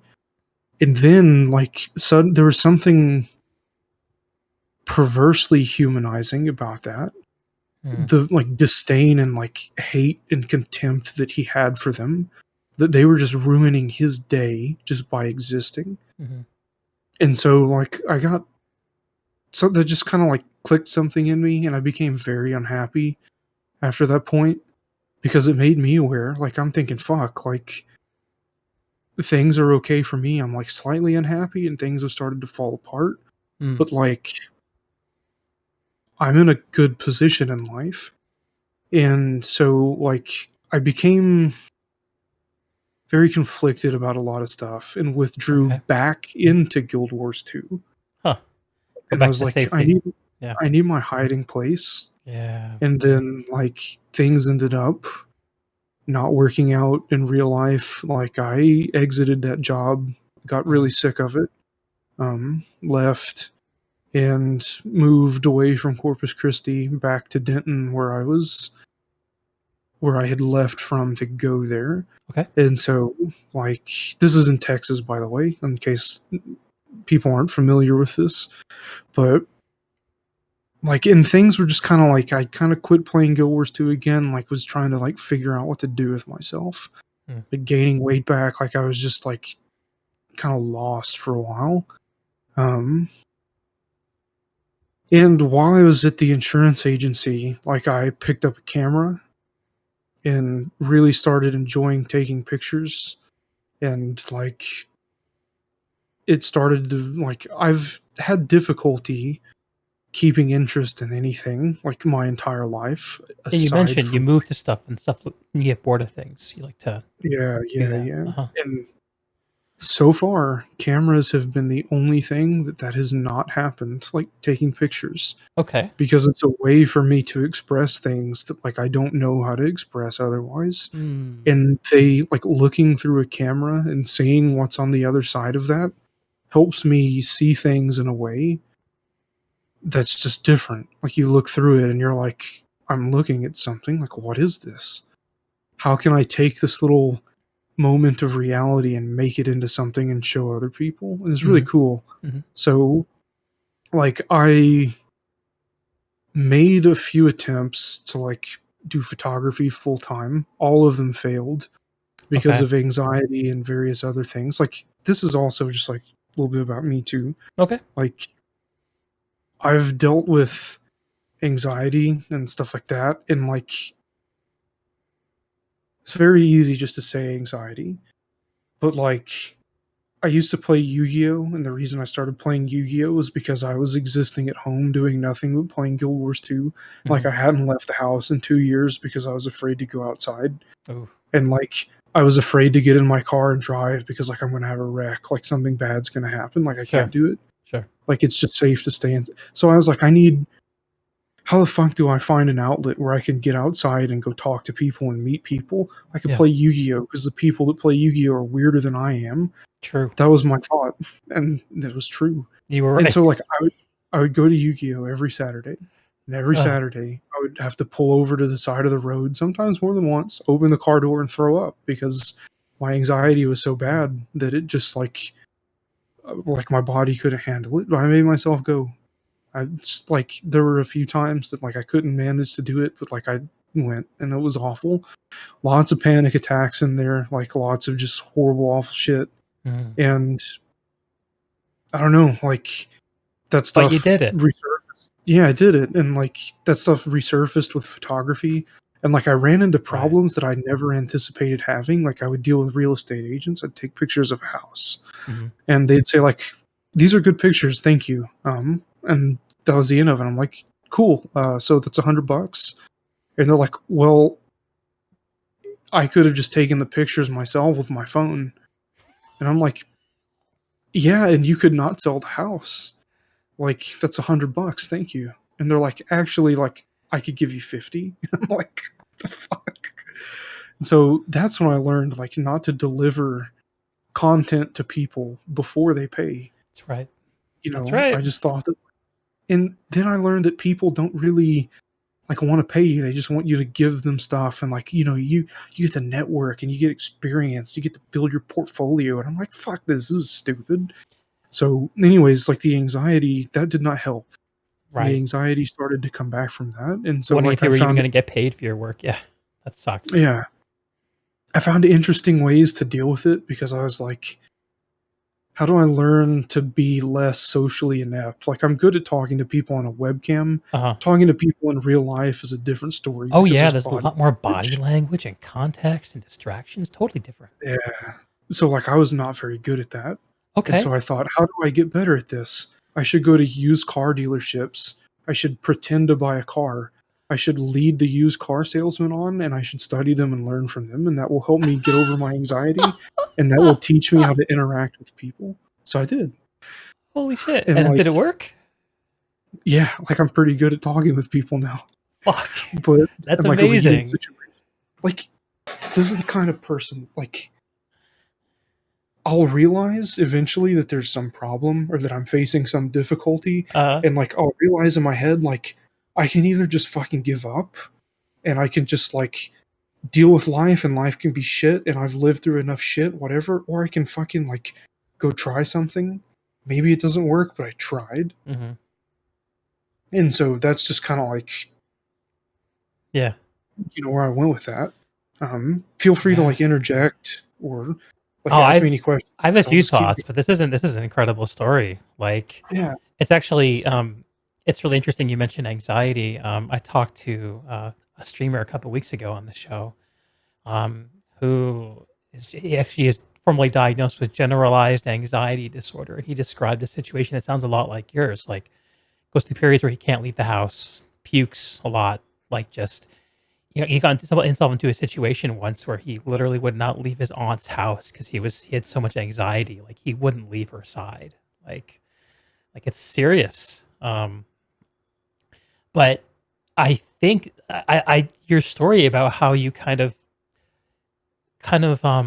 applied a method to dealing with it is remarkably it strikes me as being remarkably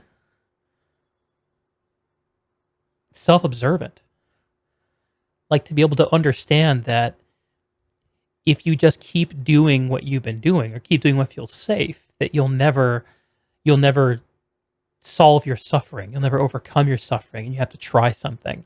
And the key to trying something is to do it even if it sucks and to try it out for a little while. So the UGO you mentioned, the used car dealership thing is it blows my mind because that's the kind of thing I feel like you see in a rom-com. Like like I'm Yeah, like with me, there's no like on a scale of 1 to 10, there's no 3, 4, 5, 6, 7, and 8. There's uh-huh. like 1, 2, 9, and 10. Like Mm. those are the only numbers that exist on that scale. Like I'm either doing like literally like I'm either inside like I spent years of my life inside the house in bed with the lights off for 14, 15 hours a day staring at the ceiling wanting to die, like Jesus. because my depression was that immense and insurmountable and things had happened in life that broke me, and so I did that, and like Guild Wars 2 is what pulled me up away from that Yeah, and helped a lot, and then like slowly and gradually I've been able to get away from that, you but like outgrew it it. sucks. Yeah. And like it's just, oh, like for me, it's just like I exist in a situation that sucks for a long time, and eventually I just get really mad about it. Mhm. I do something crazy to get out of it. Not Uh-huh. crazy in like a really intense and powerful, like Yeah. the type of thing Not that you would work. irresponsible, just very Yeah, direct and motivated. yes. It's like, let me find the best way to do this, and I'll just do it. I don't need baby steps. I'm just putting the big shoes on. We're Yeah. going for it. Yeah. And so, like, You min-max that shit. yeah, I guess. But in like, I don't like I've dealt with a lot of stuff in my life, and like part of what I'm doing now. Like I got into automotive photography for a while and was really into that. Okay. And like I like cars. Like I like speedrunning dungeons. I like driving really fast. And like Hmm. my whole family, like hot rods, drag Okay. strips, like back roads at 3 in the morning. Like that's the kind of Texas. family I come Hell yeah. from. Yeah. All right. Yeah. And so like I've liked cars. Um, and I thought, uh, people take pictures of cars and people get paid money to do that. That'd be fun. Mhm. So I tried to do that and then realized two things. The situation with the real estate agents was exactly the same. Like it didn't matter if you took a good picture of someone's car, they didn't want to pay you with it because they wanted to post it on Instagram, and mentioning you in the description was good enough payment. Fuck that. No, it's not. And also, they were willing to actually pay people, but the pictures I saw people pay for were absolute dog shit, and I didn't understand it. And then I figured out people don't actually care if the pictures are good or not.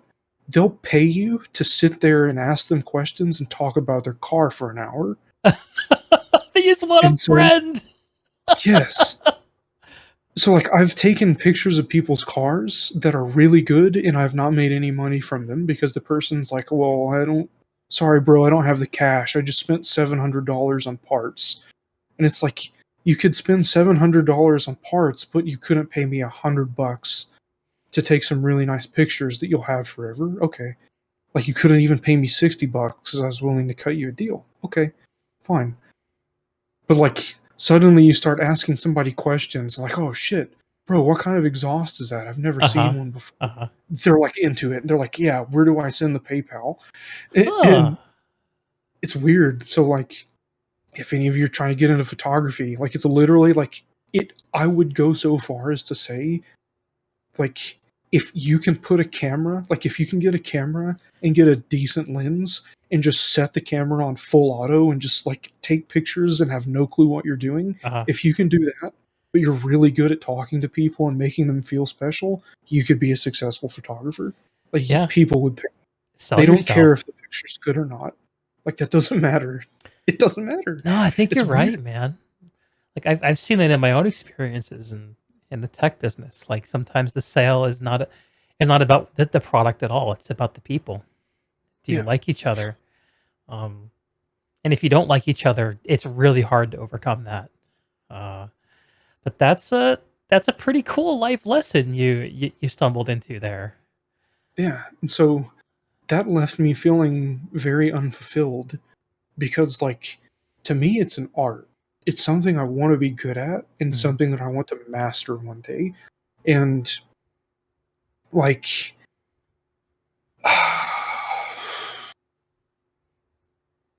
if I take good pictures and no one cares that the pictures are good, like whatever. Like there's some satisfaction in knowing that I'm good at it, Mhm. but like also if the pictures can communicate something meaningful, I find fulfillment in that.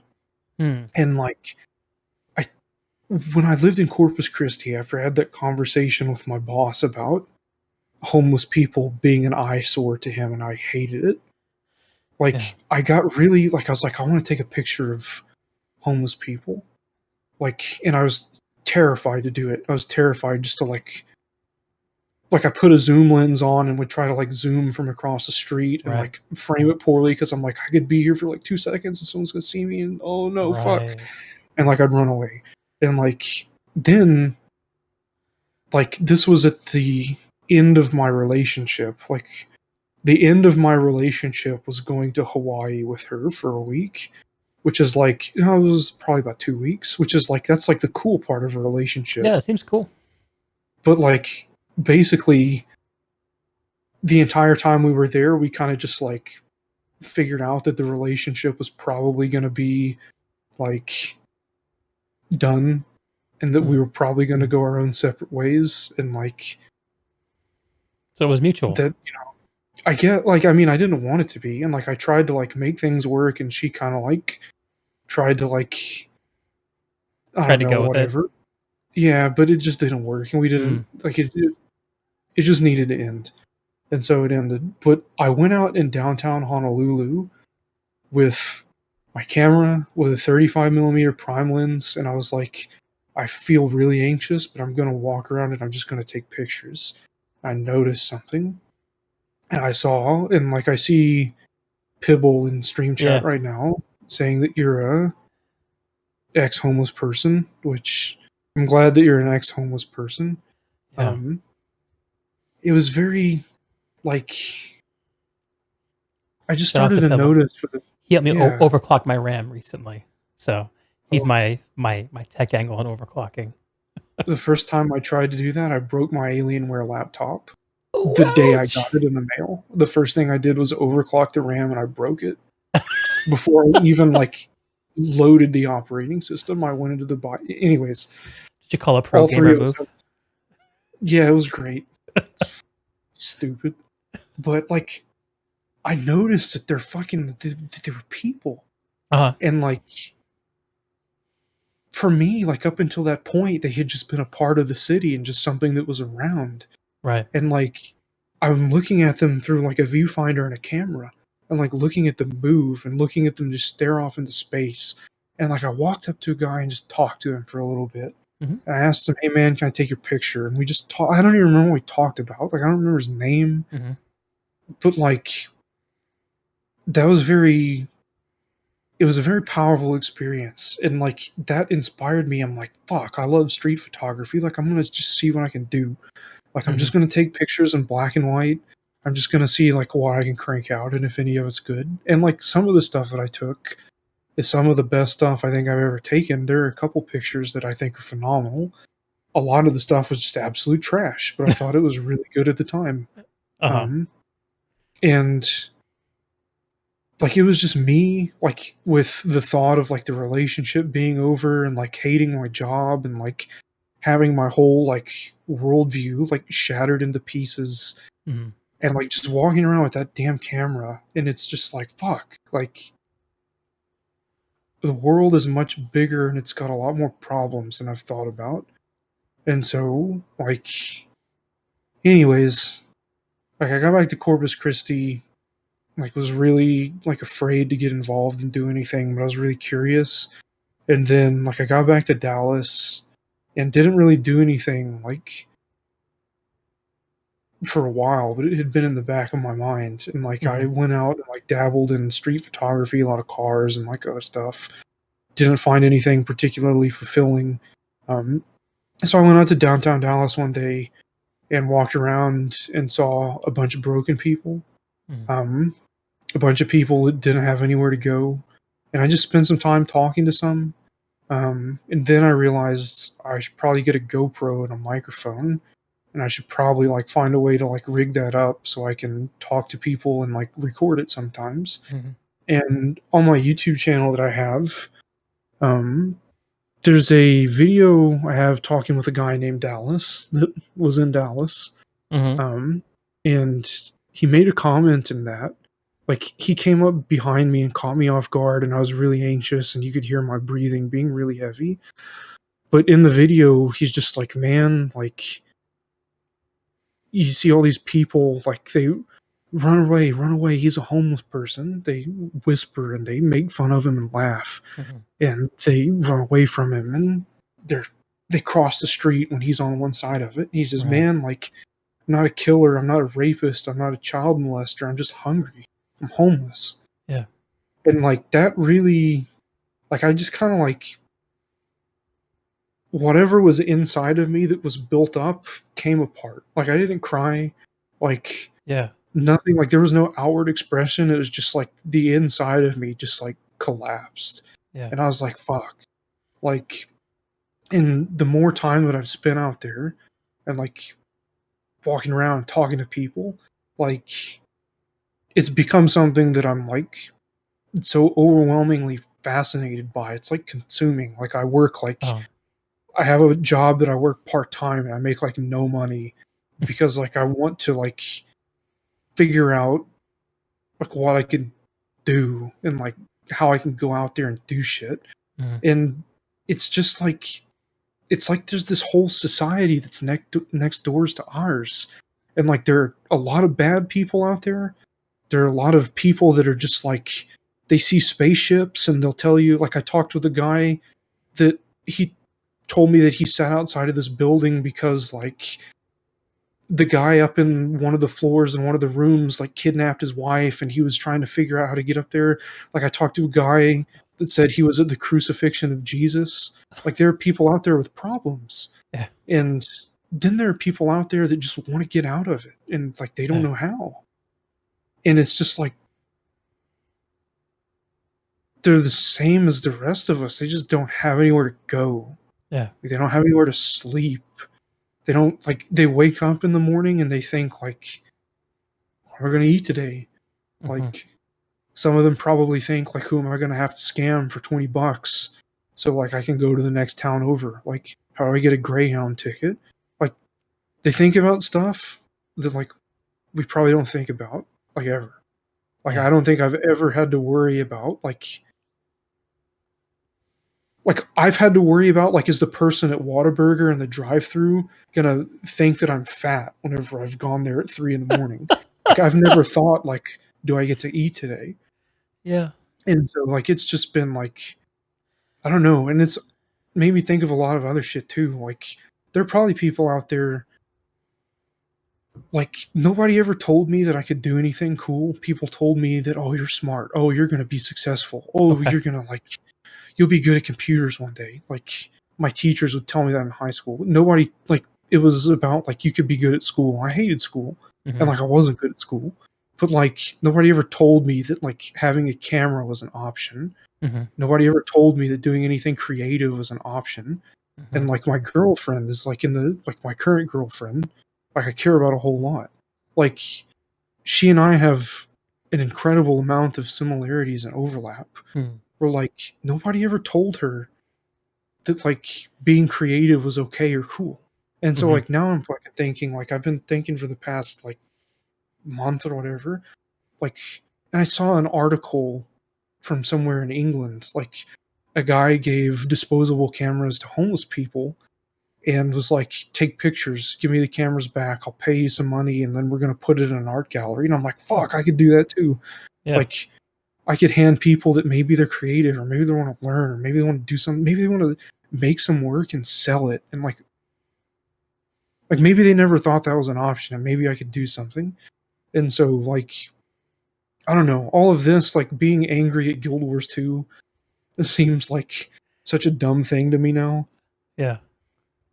But I guess that was a lot that I just went through. Feel free to like jump in and ask me anything or like Yeah. whatever. Well, a few things jump out at Yeah. me. Um, so first off, like that's an amazing story.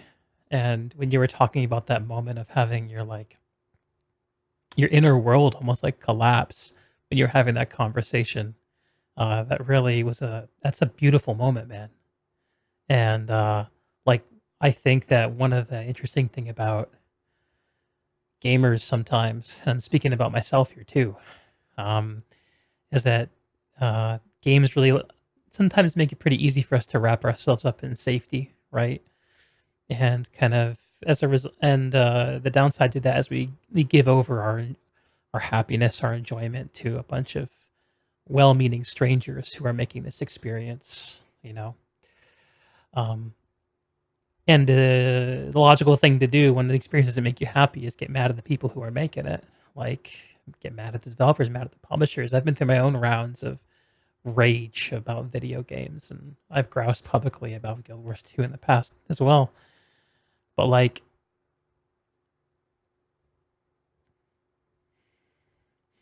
I guess like having those moments where you reframe the inner collapse, like what you called, I kind of think of it as a reframe, where you gain a new perspective and you can kind of update your mental model of the way life works, not the way the world works, but the way life works.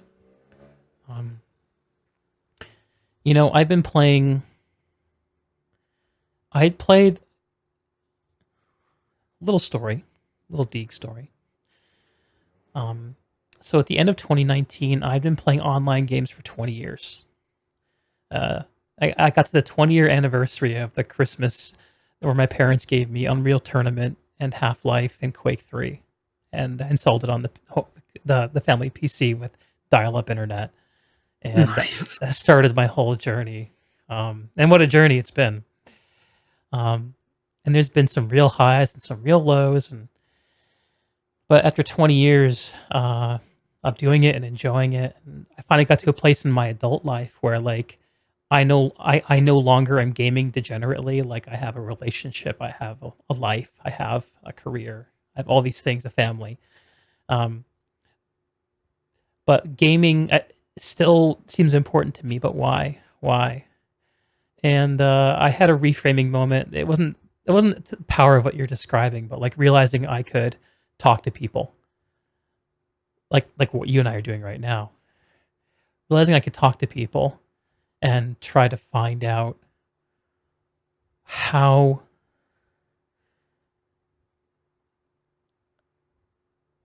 we should live.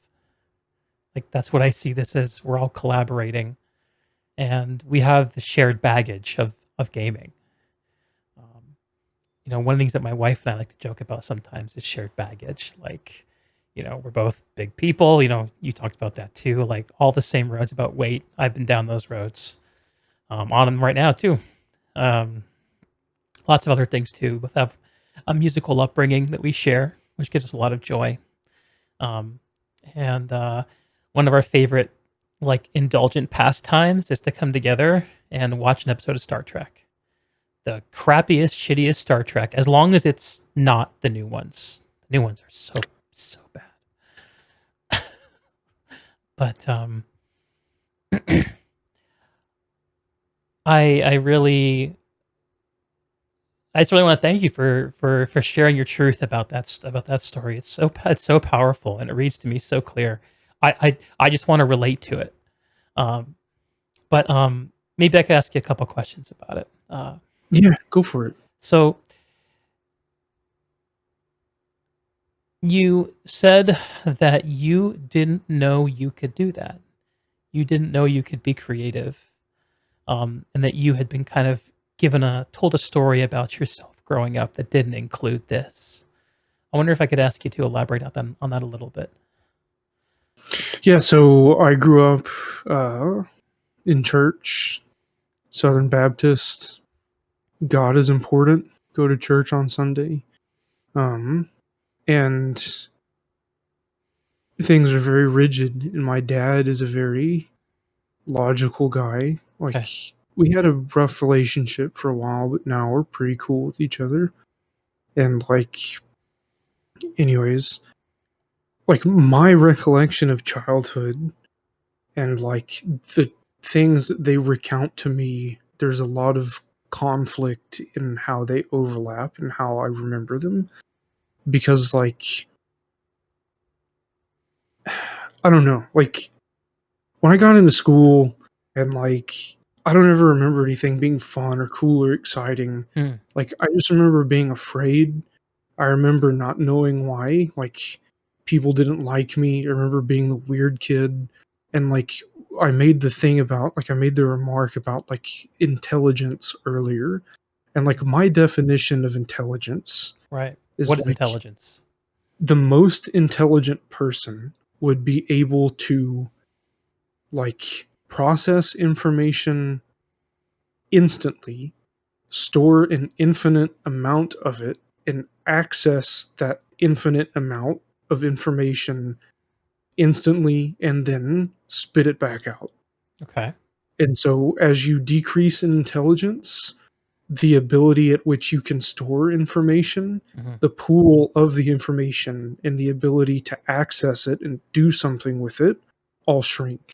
Mhm. And like I don't feel like I feel like my ability to extract information from the pool of information that I can store is very situational. If I'm very engaged with something, it's very fast. Mhm. And like if I'm very like and like I I get myself into like oh my god, like a guy like threatened to kill me when I was out downtown because I wouldn't light a cigarette. And like I hadn't set myself up particularly well because I walked in between two buildings to mess with my GoPro. Mm. And like I didn't notice that like there was a corner where you could come around and threaten to kill someone if they don't light your cigarette. So he's just like, "Hey man, light my cigarette." And I just looked at him and like my go-to with whenever like I don't know what the fuck to do is I just like look and keep a blank face and just like make eye contact and don't blink. And it confuses people and they don't know what to do because there's nothing for them to read and they're not they feel like they have to give up more Mm. because you're not soaking it in, I guess, is the best way to put it. Yes, But he's silence. Mm. yeah, he's just like, light my cigarette. And I just look at him and he's like, I'll fucking kill you. And he starts walking up to me and like putting his hands in his pocket. And I'm like, well, like I just said at him, I'm like, I guess you're just gonna have to kill me because I don't have a light. And he just looks at me and he just stops and he goes, white people are crazy. And he just kept going. And I'm just like, awesome. Like people have tried to like fucking like Fallout New Vegas shit. Like people have tried to bait me down alleyways because I'm walking around with like this camera rig right here. Right, right. And people are like, "Hey man, like can you come help me with something down here?" And I'm like, "I fucking played Fallout New Vegas. I know where this is going. It's gonna be me or you if we go down that alley." And I'm not gonna get into that.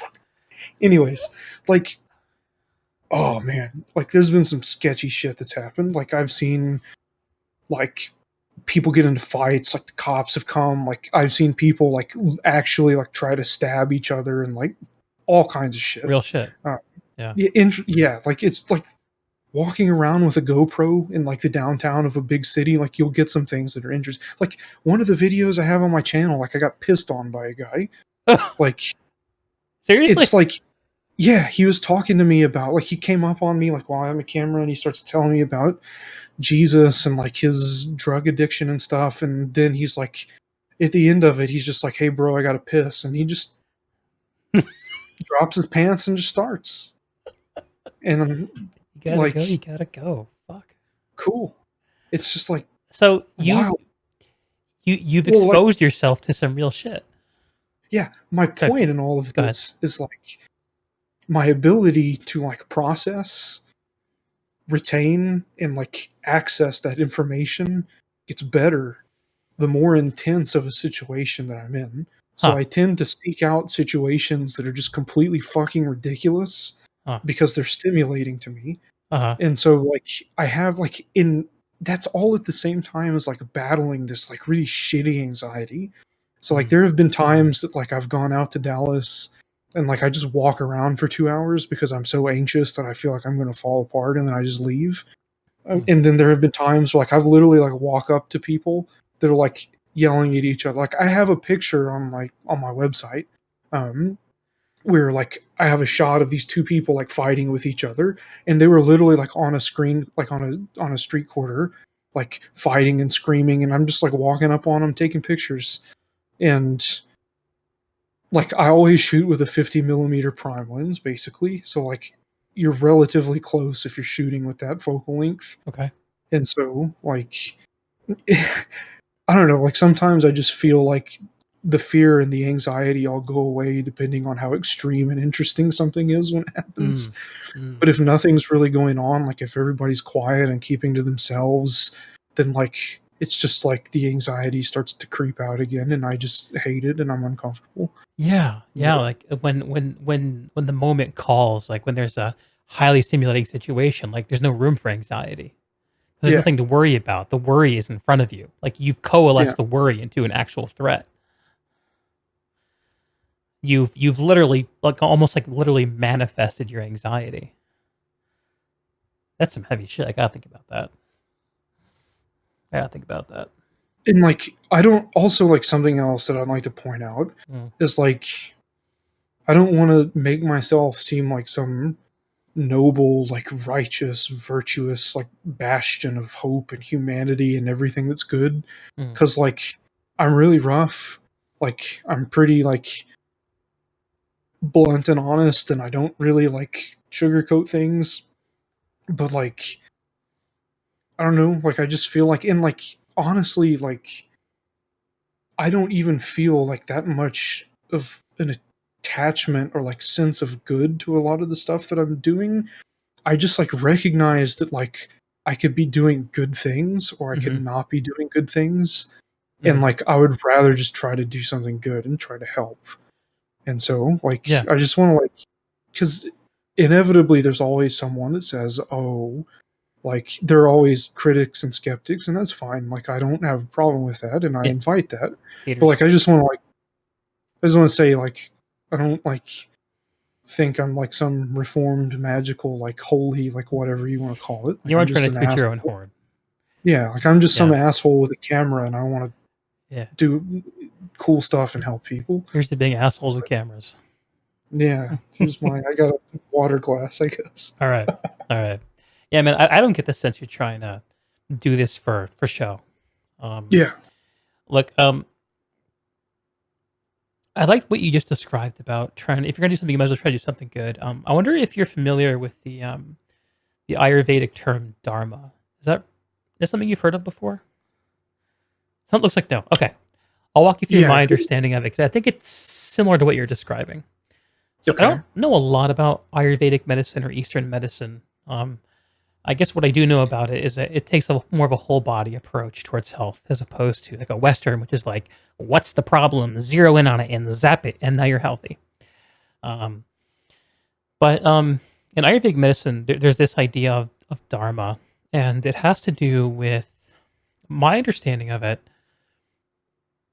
is that Dharma is kind of like a calling that is bigger than yourself, that when pursued, improves yourself along the way to improving the world around you.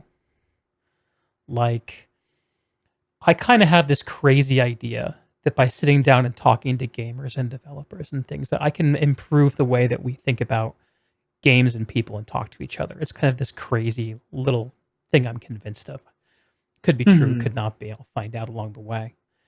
Um, and for me, as I've pursued this what I hope is a calling, I've done 1,000 different things I wouldn't have done otherwise. Like I take care of myself in a way. Actually, here, have a look at this. This is my like. I shouldn't show my license on stream. Shit. Let me see if I can just show you the picture on it without doxing myself. Can I do that? No, it has my signature. Never mind. I'll Don't show do you it. offline. I'll show you offline. Okay. Um, but by having to show up on stream and talk to people, I take much better care of myself. I pursue my interests. I'm doing all kinds of things that are good for me and develop me in ways that I care about that I wouldn't be doing if I didn't have this idea, this problem, like this irritation that's stacked up over 20 years of like, why are gaming communities and the way we talk about each other so fucked up? Like they're honestly fucked up. If you go to Reddit, you can see it. Like it just bothers me. I think there's got to be a way we can we can push the needle in the other direction. And it sounds to me like you're pursuing something that sounds like a dharma of some kind, where you you're pulling yourself through this experience that is having some positive effect on you. But the thing that calls you isn't the positive effect. You're not doing it for you. You're doing it for like the idea, for the pursuit, for there's something bigger than yourself that you care about. And the thing that I've learned about Dharma in my very non-expert way is the thing about having something about yourself that's bigger than yourself that you care about is if it is truly bigger than yourself, the idea, the thing you care about, then you will endure suffering that you would not endure out of pure naked self-interest. And there is utility in that because people are willing to put up with things and pursue things through trials and tribulations they otherwise would not if there wasn't that greater thing that was pulling them along. That idea is becoming one of the main ways that I try to orient myself in my later years. Later, like I'm gonna die. No, as I get up into my upper 30s here at this point, I guess compared to being a 18, 19-year-old gamer, I'm basically dead. But Yeah, when you quit playing games, like what's the point of life anymore, right? right, hard to imagine. Yeah. So does that idea of Dharma like does it shout out to you at all? Does it sound is the way I'm characterizing this experience fair and accurate? Yeah, it is. Um and like I don't like I know as much about it as what you just told me, but um it sounds, I guess you might say, like familiar or like descriptive of like I guess what I'm doing and how Okay. maybe I'm feeling. So yeah, I didn't know that there was necessarily like a word for it or Yeah. anything. I didn't know either. But I just stumbled into it. there's like, man, like there's some stuff that I want to do and like I'm really afraid of it, but I feel like I need like this is this is what the old religious version of Preston would have said was God's calling and God's like Uh-huh. pulling me to go do his will. Like, Well, it Jonah kind of and the big is. fish. But like Oh, sorry, can finish your I thought. yeah, no. It's like I've been thinking like I wonder if anybody has ever like just gone and lived outside for a week with homeless people and like taken a GoPro and recorded the whole thing. Hmm. And like I'm thinking about this, I'm like I've gone camping before. Like I've been away from home before. Like those aren't even close to what it would be like because like camping out in the woods with friends for like 2 days is like you're outside, like that's the only similarity. Hmm. Like you have a tent, like that might be a similarity. Hmm. But like I've been trying like for the past like 2 months, I've been like running this through in my head. Okay. Like, am I gonna get robbed? Maybe. Yeah. Is someone gonna stab me? Maybe. Is someone gonna want my camera gear? Definitely. Hmm. Is someone gonna try to like all of these like horrible, awful things could go wrong. Yeah. And like I don't know. Like the worst case is like somebody just kills me and takes my shit. Like it's just like that's Yeah. and it's game over. And like I have a girlfriend, like I feel like I have a purpose, like that's something that I don't want to happen. Yeah. But at the same time, it's like there's a problem. Like every day people end up on the street and they have nowhere to go Hmm. and nobody cares about them. Nobody knows what it's like. Like I could use my craft that I love and that I've been working on, and I could try to capture something and present it in a way that people have not done, or if Uh-huh. they have done, like few people have done it. And this is one of the things. Like I've had a lot of interesting ideas about like NFTs and like art and like projects and stuff that I want to do, and I've always felt like I can't tell anyone this because they'll steal it. Hmm. And this is the one idea that I have ever had that I feel like I can safely tell people about and know that they won't steal it because nobody else is going to be fucking crazy enough to go live with homeless people for a week and record it. Yeah. And like you're not I don't think you're gonna do it, like, I don't think anybody watching is gonna do it, like, I don't I'm think anybody on Twitter is gonna do it, It ain't like, for me, is it man. up is it up to me? Maybe Like, you're do the I have guy. to maybe I'm the guy, and I think about shit like that, and I'm like, "Fuck." Like, Yeah. Yeah. this So is like well, like, something that also has been in the back of my mind for a long time is I have a friend who, like, his family's very successful, and they've mhm. got everything they could ever want, and his dad was talking to me one time and he was like, "Man, you ever gonna do anything crazy with your life? Like, if you don't take any risks, like, you're just gonna be average forever."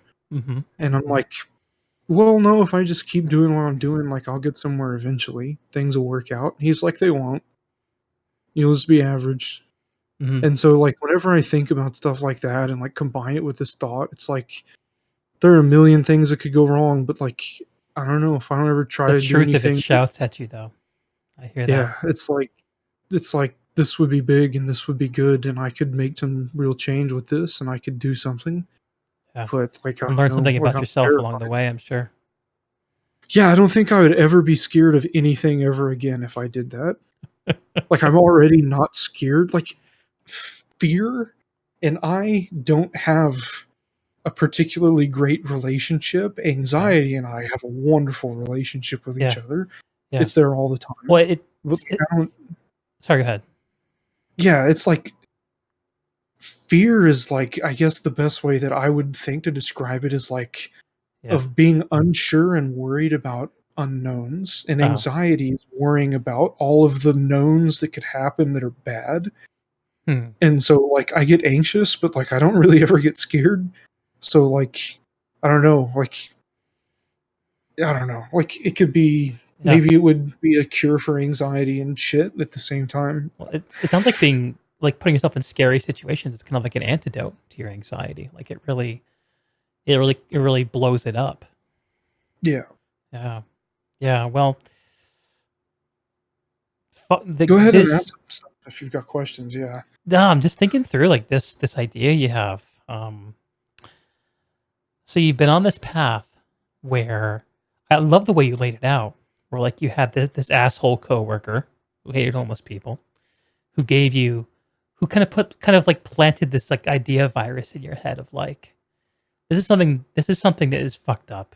It's something that needs paying attention to, and sort of like your loathing of this person kind of suggested to you that you should appreciate something that he loathes in turn. Like there's a reaction to that. That totally makes sense.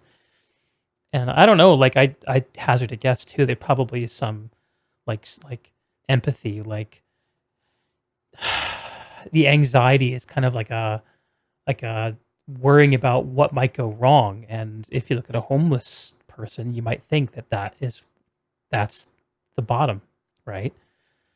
Um, you don't want to see yourself there, and so I get it. At least I think I do. And seeing it through the lens of an art, literally through a lens, um, and growing that, like I've seen the videos you've done, and when you were talking about it earlier, I played some of it as kind of B-roll when we were chatting. Okay. Yeah, Okay, cool. um, and they're fascinating, right?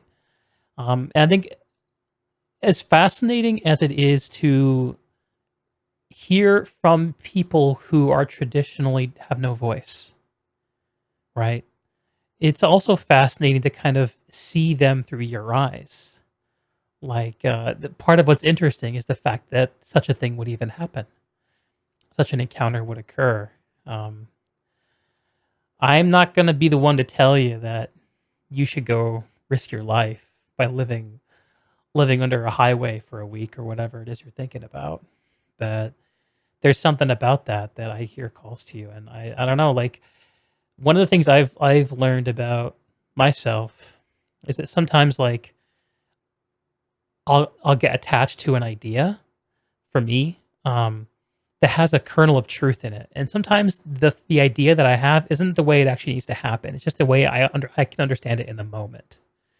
So maybe that's the thing for you, or maybe something like it will be, but I don't know. Um, there's clearly something there that I tend to like. One of the things I've really started trying to do very deliberately, no, not deliberately, that's not the right word.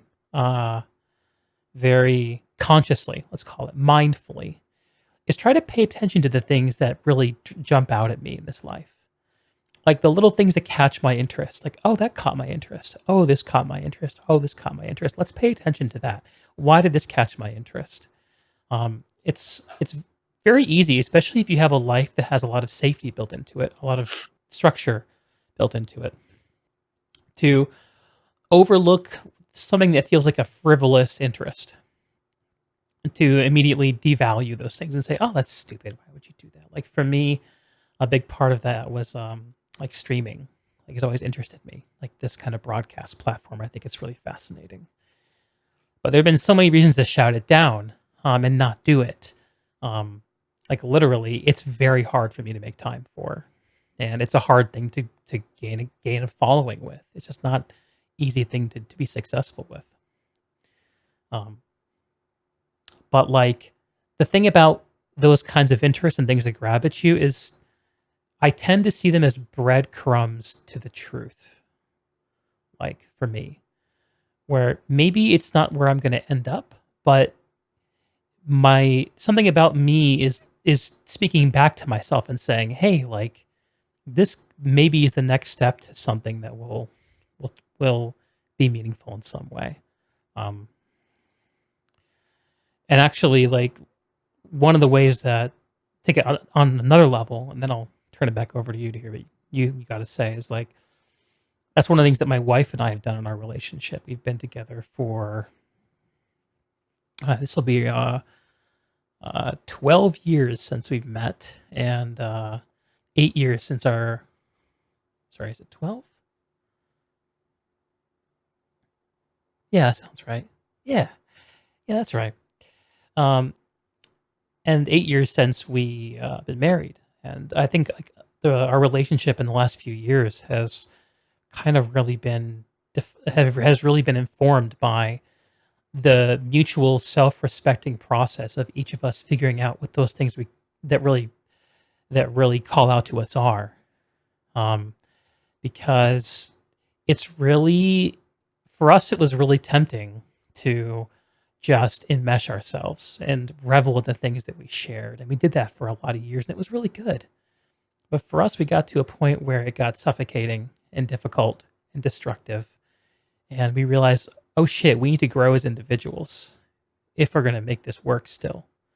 And like yes, what you say is crazy, but yes, it also sounds right.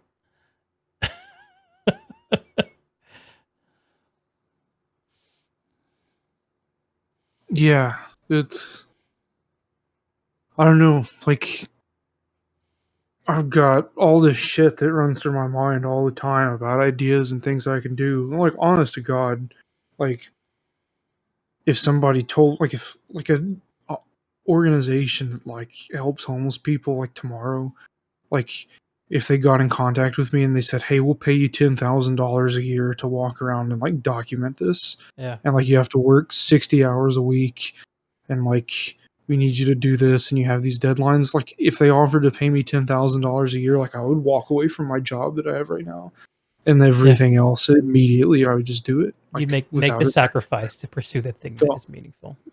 the only caveat would be is if they told me I had to give over all of the rights to all of my art, I'd say no, fuck you. I keep those. That's a smart thing. But like, yeah, that's I'm not gonna. I've seen too many documentaries about the Backstreet Boys to ever let that shit happen to me. What did the Backstreet So, Boys do? oh, they got screwed out of all their stuff. Like Oh, their seriously? manager took all the money. Yeah, Okay. yeah. And so maybe it was in sync. I don't. Maybe it was both of them. I don't remember. They blend But like, together. yeah, I'm not giving like it's my stuff. Like, sorry, you can't have the rights. It's mine. Yeah. Yeah, retain ownership of your art. There's a lot of Yeah, wisdom there. So, speaking of art ownership, maybe we can pivot yeah, sure. to something a little more head, a little less heart and more head. Um, so one of the things that I saw you tease out when you were talking on the Mighty Teapot show Tea Time is that you've created NFTs for some of your art. So my understanding of NFT begins and ends pretty shortly after the fact that I know it stands for non fungible token and has something to do with the blockchain. Can you explain to me what an NFT is and why you'd use one? Yeah. So first and foremost, like the big thing that people are doing with NFTs right now is using it to sell digital art. Right. And when I saw that you can sell someone an animated GIF, it like hit this thing in my mind, and I'm Hmm. like, oh my god, I can communicate what I've been thinking this whole time in a way that I've never been able to communicate before. Uh-huh. Like, let me just like dig this thing out, and I'll message it to you real fast. I have to Okay. go into my NAS. And like, but it's like, yeah, here it is. Bloop, go. Okay, it's uploading. Okay. But like, it helped me. Like, it something just like went off, and I'm like, oh wow, I can show people that like homeless people aren't a part of a landscape. Like, I can take this and I can edit this picture that I took in such a way that it looks like it was viewed through a thermal scope, and I can make it jitter and shake and communicate like the anxiety that I feel when I was taking it. Mm. And like, I can give the person a heat signature, and like the rest of the background can just be plain as hell, and like it's like playing Call of Duty, like looking through the night scope or Yeah. whatever. Yeah. And so like, I was like, I could make NFTs. And so like, I've made a couple of like different endeavors, and like I have the just regular black and white of that image up for sale that like I think is probably my favorite picture that I've taken to date, and I think is very powerful in its own regard. I Yeah. just think that this adds a different layer of depth to it, and I've made several more, but like it's expensive to make them at the moment. So like you have to, To actually make the token. yes. So the way that all of this works is, if I want to explain, like if you're, so just like starting with the whole blockchain, Yes. the whole concept of a blockchain is that there is, the best way I could put this is if you have an Excel, like an Excel spreadsheet, Uh-huh. okay, and it's got entries of people that own things. Right. So you have like a row that's like, this person owns this, Mhm. this person owns this person traded this to this person, Mhm. this person, and you just have a list of things, and it just goes on and on and on. And Mhm. that's called the ledger. So there is a ledger that exists that a blockchain basically, like at its core, protects. Mhm. And so everyone that has a computer that's mining Ethereum or Bitcoin or whatever is part of the blockchain. They are maintaining a copy of the ledger, and everyone agrees that the ledger is supposed to look a particular way. And so that's how you Yeah. have consensus of ownership and consensus that someone owns something. And Which so is your significant NFT. because traditional currencies rely on banks to do this job. Centralized Mhm, versus decentralized. mhm. And so, like, NFT is basically like a unique token that you can associate to anything. Mhm. It's not, it doesn't have to go to anything in particular, but people are using it to sell art in a way that art's never been sold before. Mhm. And so, like with NFT, whenever you create that token, you're associating it to a particular digital file in the case of art. Mhm. And whenever it's traded hands or sold, you can build in a like commission percentage to that. So anytime someone sells that token, you get a percentage of the sale as the artist, as the person that created it. Oh, So seriously? yeah, Huh. so like if I become a wildly successful artist Uh-huh. and the value of my NFTs, like someone buys it for $200 or like Mhm. whatever I have it listed for, um, they hold on to it, my name gets big and I blow up and whatever, and then someone sells it for $1,000, I'll get a percentage of that sale as the Mhm. creator. Mhm. And then if it sells for $1,000,000, I'll get a percentage of that sale. Hmm. And so it's a way to generate income, and for collectors to like, it's just, it's this cool concept, but like the whole like blockchain and everything, like the simplest way to define it is it's just like a spreadsheet that everyone has a copy of with a bunch of information in it, and everyone has to agree. You have to have at least 51% of the nodes of the blockchain, like the computers that are mining something, Hmm. they have to all have the same ledger and agree that it's correct. And Hmm. then that determines that, people own the money that they have, that the Ethereum or the Bitcoin is in this wallet, that this NFT belongs to this person. Um, so it's, yeah, like decentralized. Yeah. There are a lot of interesting problems with it because like the way that like Ethereum works right now and Bitcoin, um, is that they have a proof of work consensus, which basically the blockchain and the ledger are protected because you have, whenever a transaction occurs, it gets Hmm. stored in a block, Hmm. and that block gets added, and that block has information about the previous block, Right. and then the next block that's added has information about that block that was just added, Right. and there's a level of encryption that occurs, and you have to process and calculate that and crunch it all together and make your little block and add it. Hmm. And so that's where the mining comes into play, Hmm. because you have people that are just calculating shit on their GPUs all day long to Yeah, I know a few. process and, yeah, and verify those records. And with proof of work consensus, people are competing to solve that encryption first. So the Hmm. more GPUs and the more power you have, the better your chance of solving it is. Hmm. And so you have people like, the danger in all of this is that you might get to a point where someone can control 51% of the GPUs and start saying, "Hey, all this money went to my wallet. Actually, Oops." here's the ledger. This is what it is. I own Yeah. 51% of the nodes, so I'm the authority. It turns out I own all of it. Isn't this great for me? Yeah, that's like the idea, and like it's not unreal that something like that could happen Mhm. because you have this invisible currency that the government wants to tax. Mhm. You have people that want to get rich. You have all this shit happening. So like Yep. it was a great idea, and that they ever thought it would be perfectly secure is hilarious because apparently, like everyone else who ever had an idea, they didn't factor in humanity into the equation.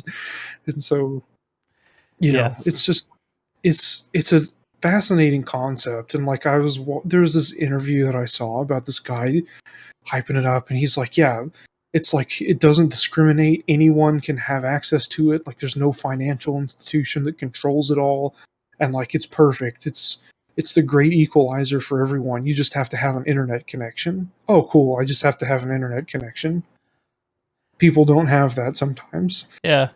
Yeah, Really that easy? and power and Yeah, GPUs yeah. devices and yeah. And so like Ethereum is kind of like the big hype one. There's a lot of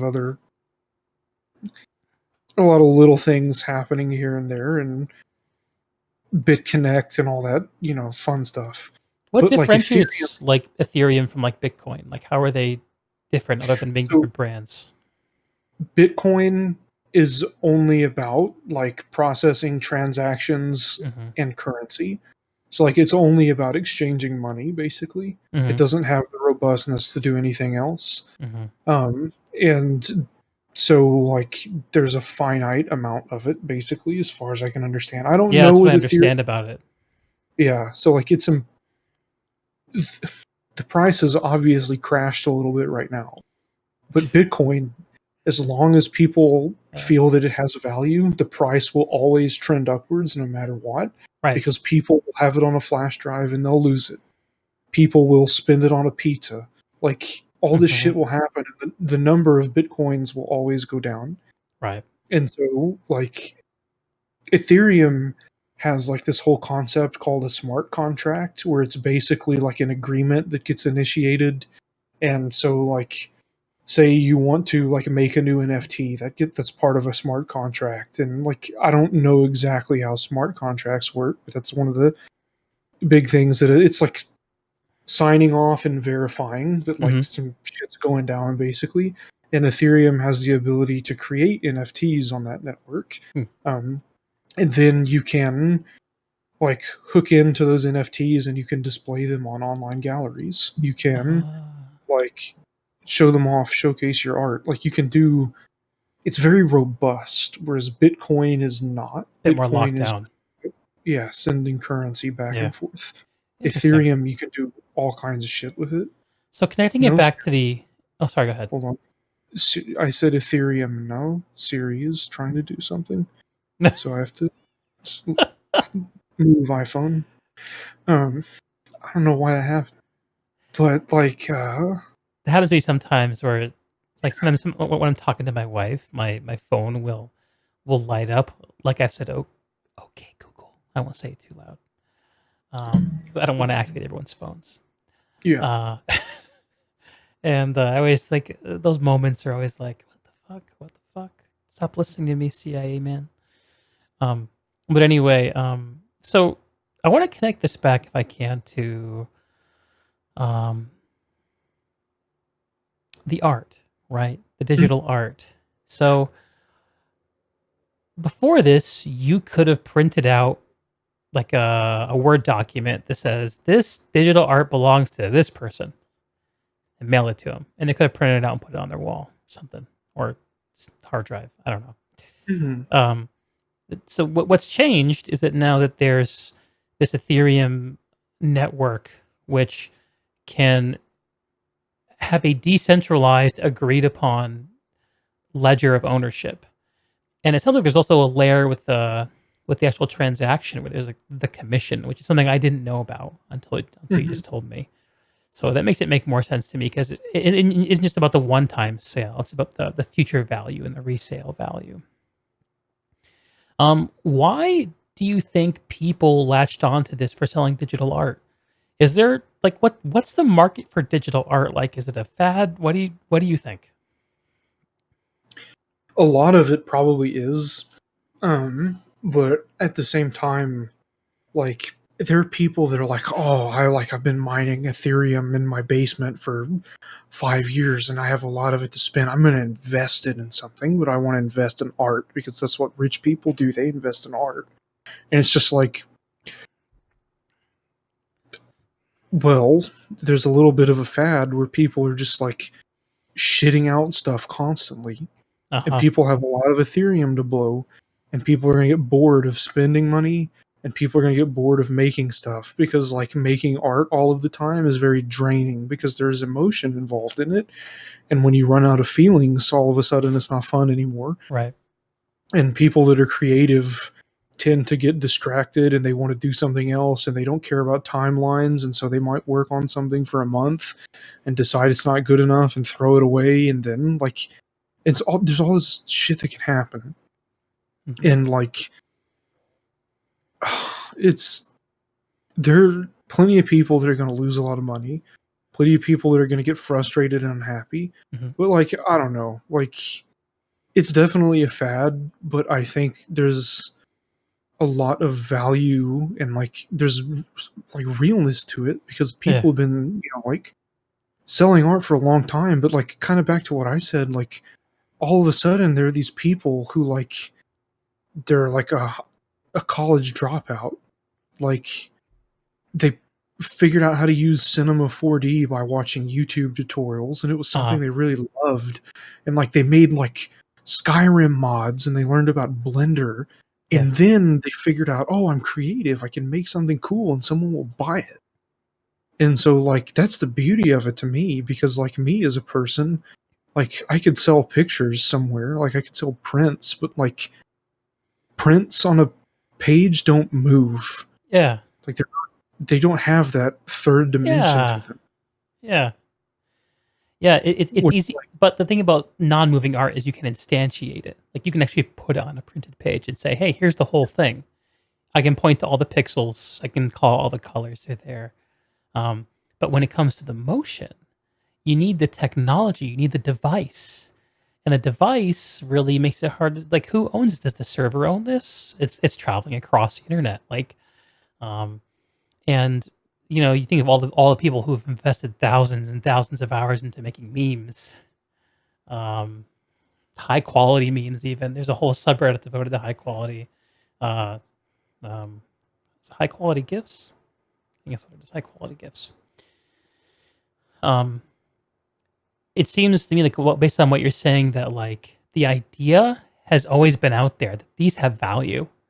Only how do you transact them? And Ethereum is like, oh, here's a way. And like it probably isn't going to work long term. It probably isn't perfect, but it's like there's a desire to do this. And finally, like there are complementary technologies to make it happen. That's what I think I'm hearing. So that's cool. That's pretty hype, man. Um, I think that's where I like find so much of my interest is like the cross section of people and technology. Like what does technology let people do, and what do people make out of technology in turn? Um, and art too. Like I think art has this beautiful like art and technology have this beautiful like recycling cycle where it's like um, and you can point back to like tricorders and shit from original Star Trek and look at cell phones. I don't know if they're Oh directly yeah. inspired or not, but like art inspires life, life inspires art, and it just goes on and on and on and on. And I think that process of creation, um, it's why we'll always need artists. Unlike those people who won't buy your car photographs, will tell you.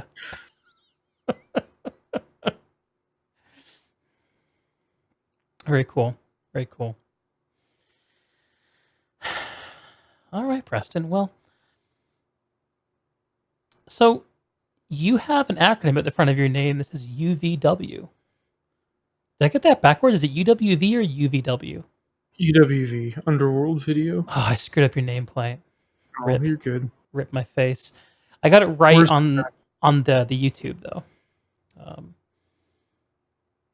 and I screwed up the social media icons. All right. So before we got online, we were talking about how it's one of those crazy days and there's no time to prep. And there's a manifestation right there. fair enough. I'll fix it in It is post. what it is. Okay. It's all good. All right. But what is UWV? So it goes back years, like to the logo. Oh, I yeah. came up with this so I was in high school and I was in class. I didn't give a fuck about class. I didn't give a fuck about high school. Uh-huh. And I just draw shit all day long in my notebooks on homework assignments that I'd turn in. Like I turned in a calculus test one day. I answered none of the questions, and all that was on the entire test booklet was a picture of a caveman setting his hut on fire. That was my test. And I got a 50 on it because my teacher felt bad for me. That's pretty But good like for the amount of effort you put in. yeah, like I fucking like I was like good at school, like I could figure shit out, but it was really boring. And like Yeah. I did pretty well on tests because I would do other people's homework for them Mm-hmm. because breaking the rules was fun. Mm-hmm. But I didn't care about doing mine because it's like, Mm-hmm. what does this do for me? Like I'm learning how to do it. I'll just take the test and make a good grade on it, whatever. The means And were like I there, but went not the motivation. yeah, and like I went to a private Christian school as well. Ooh, And yeah, private Christian school boy right here too. I fit in so incredibly well. I can tell. Fit in is just great. I You can know, so I easily imagine that. loved rules, loved church, loved God, love, praying and all that shit. You do And strike me so as a like, God-loving guy. I really like honestly, unironically, like I did for a long time. Okay. And then, things happen. And a little bit of trauma here and there, a little bit of, rich kids getting out of trouble and me getting in trouble for the shit that they did, and it Oh was, man, usual seeing that. stuff. And so like I don't know, like I just like came up with this design one day. Like I was like, I want to make something edgy and cool and like kind of satanic, but it's fake, and so like they can't get me in trouble for it being demonic, but like it looks like it should be. And so like I drew this like double star thing, Mm-hmm. and like I just knew like this is good. This is cool. It looks awesome. It one day I should use it for something. And like I'm just like walking around with my camera and thinking like I like taking pictures. Like this thing's been in the back of my head for a long time. Uh-huh. I should use it. I should use it for photography. And so I just like started like loosely associating that icon with it. Uh-huh. And like then I was like, ooh, Underworld's cool. That's edgy enough. And also I think it represents that there's this whole facet of society that's like kind of dangerous and it's like right next door and it's like Mm. down there but nobody wants to look at it. And so Mhm. I thought it was kind of like, Oh, interesting. yeah, very fitting and it went with the design well and it all just kind of like meshed up. Mhm. And so like it's very like regardless of like what your stance on anything is, it's very eye catching because it's sharp and pointing and it's got circles and like very harsh lines. And so you look at it Okay, twice every okay. time you see it. You're just like, I dig it. what is that thing? Uh-huh. And like it's very also amusing because people that are religious get very off put by it. Uncomfortable. Yeah. Yeah. And I so bet I you think that that's kind of funny. I bet you like that, yeah. Yeah. So it's just kind of like the little bit of like, A little trolling. I don't know. Yeah. That like just makes me feel kind of good inside because of this shit that I had to put up with. Mm. But anyways, man, high school is like this whole other thing. Like this is a whole other topic that I could write a fucking book about, probably. High school sucks for a lot of kids. It does, yeah. It's I really didn't like it. And Yeah? like I said, like nobody in high school ever told me, like people told me that I was gonna be an engineer one day, that I should go to college and be an engineer, and I don't want to fucking be an engineer. Yeah. Like there's no fiber in my being that says engineer. Like I'm abstract, I'm creative, like I want to work on something for 50 hours Yeah. straight and not do anything for a week. You don't wanna sit and Like, plot angles and make calculations and do formulas and shit? no, I don't want to do that at all. Isn't it And crazy so, how powerful the stories that people tell us about ourselves when we're growing up are? I yeah, can relate actually. Like I never had trouble with school growing up ever. Um, and I got told the story that I was this brilliant kid. I was so smart that no one could give me advice because I was just smart enough to figure out the whole world. And then for me, it bottomed out when I got to a point where what at the time I'm looking back realized was my undiagnosed ADHD, my inability to get things done over time started biting me in the ass, and what eventually led to me dropping out of college. And but yeah, like that set me back on my ass, and um, I really took a hard look at the story that I've been told about myself, and it's like, what the fuck is the use of being smart? Like, if you can't get anything done with it, and I'm feeling a lot of like sympathy for what you're putting out there with this. Like the stories we tell young people are so important to them. They're so necessary for people to form their identities and understand things. And man, um, the tools to make it for yourself are not fucking obvious.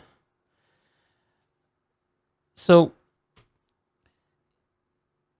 you realized you could do something creative, and when it came time for you to coalesce something, you went back to uh, this symbol that you came up with in high school. yeah, the double star. Yeah, and what? How did that materialize into um, your website? Into this whole? And is this just a reflection of your work, or is it like a business? Like, what is it? Like it's. I think I would probably call it at this point. Like I have thought about like formally making it into a business, but like I don't. I had a conversation with Sneb. He's a Guild Wars 2 streamer as well. I don't know Yeah, I if know you know Snap. him or not. Yep. But like we were talking the other day actually, and like he was like we were talking about like starting businesses and like this is something that I've thought about for years, Hmm. like starting my own business and stuff. And like I don't care about making money. I don't care about being rich and successful. like I care about just having an outlet to do something and to like make things better for people. And he's like, well, you should just start a nonprofit. Like, Hmm. you don't have to be poor to do that. Like, you're not gonna like you can pay yourself a salary, but like that sounds like it vibes more with what you want to do. Like, you don't have to be broke because you're just like doing stuff for free all day. And I'm Right. like, oh wow, this is cool. And so like that would be the apex of it. Like if it turns into something, I would like it to be that. Hmm. I would like to have an edgy as fuck nonprofit where people that like don't fit in could come and volunteer and could come help and Word. could come do shit. And like they could find other people that like how many homeless people out there had dreams like at one point I where imagine they wanted 100% of them. yeah, like maybe they still do. And like Yeah. maybe all those other broken people out there that live in houses could like help the people that don't. And like it would be cool to have that It's someday. like you were saying with what you learned about selling your stuff. Like if you make the connection, that's the most important thing. That's what people value. It sounds like you think you're in a position to help people connect to the voiceless, the homeless, the disenfranchised, and maybe along the way you can find your own voice. Fuck, man, that's beautiful. It's beautiful. It's beautiful. That's a way better story than Brazil, the angry Guild Wars 2 guy. I think so too. Yeah. Guild Wars 2 was a good part of my life, and I'm perfectly content to be a casual that logs in twice a month to play with his girlfriend so they can go on an e date. Yeah, yeah. Oh man, I miss my Guild Wars e-dates with my wife. Yeah. She hasn't We've played in been a long playing time. like we've been playing like Guild Wars 1 together and stuff too. That is such a Like good game, man. I got the anniversary scythe for my necromancer, Oh, and that's like I've hype. been slowly working towards the like Guild Wars 1 Reaper build. It's such a fucking cool build. Like I The don't have all of dervish. this. Yeah, it's like it's cool. Like it's a cool game. It's Yes. interesting to think that that's like the same engine that they use for Guild Wars 2, and then you can understand why everything sucks It's eye and why popping. they've to rebuild it. Yeah. Yeah. Yeah. One of the things like I love about Guild Wars 1 is like there's something about like the combination of the art and the music and the pacing of the combat and the movement that is so like I feel like so many maps I enter in Guild Wars 1, I feel like I'm walking into a cathedral. Mm. It's this weird feeling. It's almost like there's like a like the wavelength of the world feels longer. It feels more stretched out. It feels more um, meditative in some ways. And part of it is, I'm sure, just the spareness because this was made however many years ago. But the game it still holds up, I think, really well. That's really cool. So, what do your e dates look like? Can I ask? Yeah. So we talk to each other, talk about shit, Uh like talk about pictures that we take because she takes pictures too and she paints. huh. And so both have this like creative overlap. Oh my god, she took these like selfies that were like so incredibly like abstract and profound to me. They're just like dark and terrifying, like silhouettes. Uh huh. Like her name is Sarah, and like I call her Dark Sarah in those pictures, Uh huh. just Uh because huh. they're cool. Actually, I'll she she would probably find this amusing. I'll send you one if you want to like throw it up on the. Sure, if you guys are cool with it. Yeah, it's cool. It's on Instagram, so it may as well go on Twitch and YouTube as well. It's public. Yeah, let's find this. This is the one. Yeah, this is the one that I love. Like, I love this picture so much. Like, that is the coolest fucking selfie I've ever seen in my entire life. Fuck, man, that's creepy as shit. All I right. know. I love it. Okay. She took like the story behind it. She was like, I took a picture and I look like a corpse, and I was like, holy shit, I want to see it. And she was like, I don't know how I like this, and I'm like, I'm the master of black and white. Let me see what I can do with this thing. And so she took it and I edited, played with a little bit, and like the picture on the wall in the background, like I cut that out of the frame and like actually added in a landscape picture that I took on film. And so like that's a Oh, little hidden interesting. Easter egg. Yeah. But Yeah, you guys got something unique between the two of you. I can see that. yeah, like she didn't finish high school. I got kicked out of high school twice. She never went to college and I didn't last very long in college. Mm, Like I don't know, people just gave a shit. Like we were both creative and wanted to be creative but never thought that we could. So yeah, just like I don't know, like there's a lot of some connective tissue. Feels very real. yeah, and Yeah. like going on like dates with her, like it's like we play games and like get kind of mad at raid pugs, and then we realize it doesn't matter because like it's just casual shit and who gives a fuck. And so and there's a lot of like fashion wars too, and like figuring out outfits and Hell doing yeah. stuff, which Nice. like I enjoy doing that way too much. Like I love fashion more than I actually love the game, and I kind of like always have. Uh-huh. But Well, anyways, this like game's built for that. So, how many thousands of dollars I must have spent on makeover kits and transmutation stones. oh, you're the guy. Yeah, I Oh, like you're I that guy. literally bankroll ArenaNet by myself. That's hilarious. They send me Christmas cards because I buy gems from them. Wow. Like, You're yeah, you're on the whale list. not anymore. I haven't spent any money on that game in a while, Yeah, you were. but I was firmly on the whale list for a while. Yeah. Yeah, it's incredible. So, when I played with my wife, I was surprised at how uninterested she was in the fashion part of the game. Like, Hmm. she didn't care about it at all. I felt always felt very strange that I cared more about it than she did. But I think what she got out of the game is very different than what I did. Um, um, for her, like, I think the draw was she wanted to be in a fantasy world. She compared it to Lord of the Rings when she first saw it, and Okay. just being in the world. I think the world was the more important thing. Like, Hmm. and there's some comments I could make about like the place we were at in our life at that time. Like, so really, we just we were recovering from some very stressful, arguably traumatic shit in our life, and having a safe place like that felt really really damn good. Yeah. Yeah.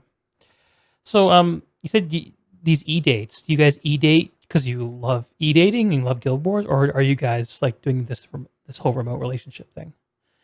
So yeah, like at the moment, it is a remote thing. Uh, Um, and unfortunately, we're in the midst of a pandemic, hopefully on the end of it, yeah. which does not make seeing each other in person particularly easy.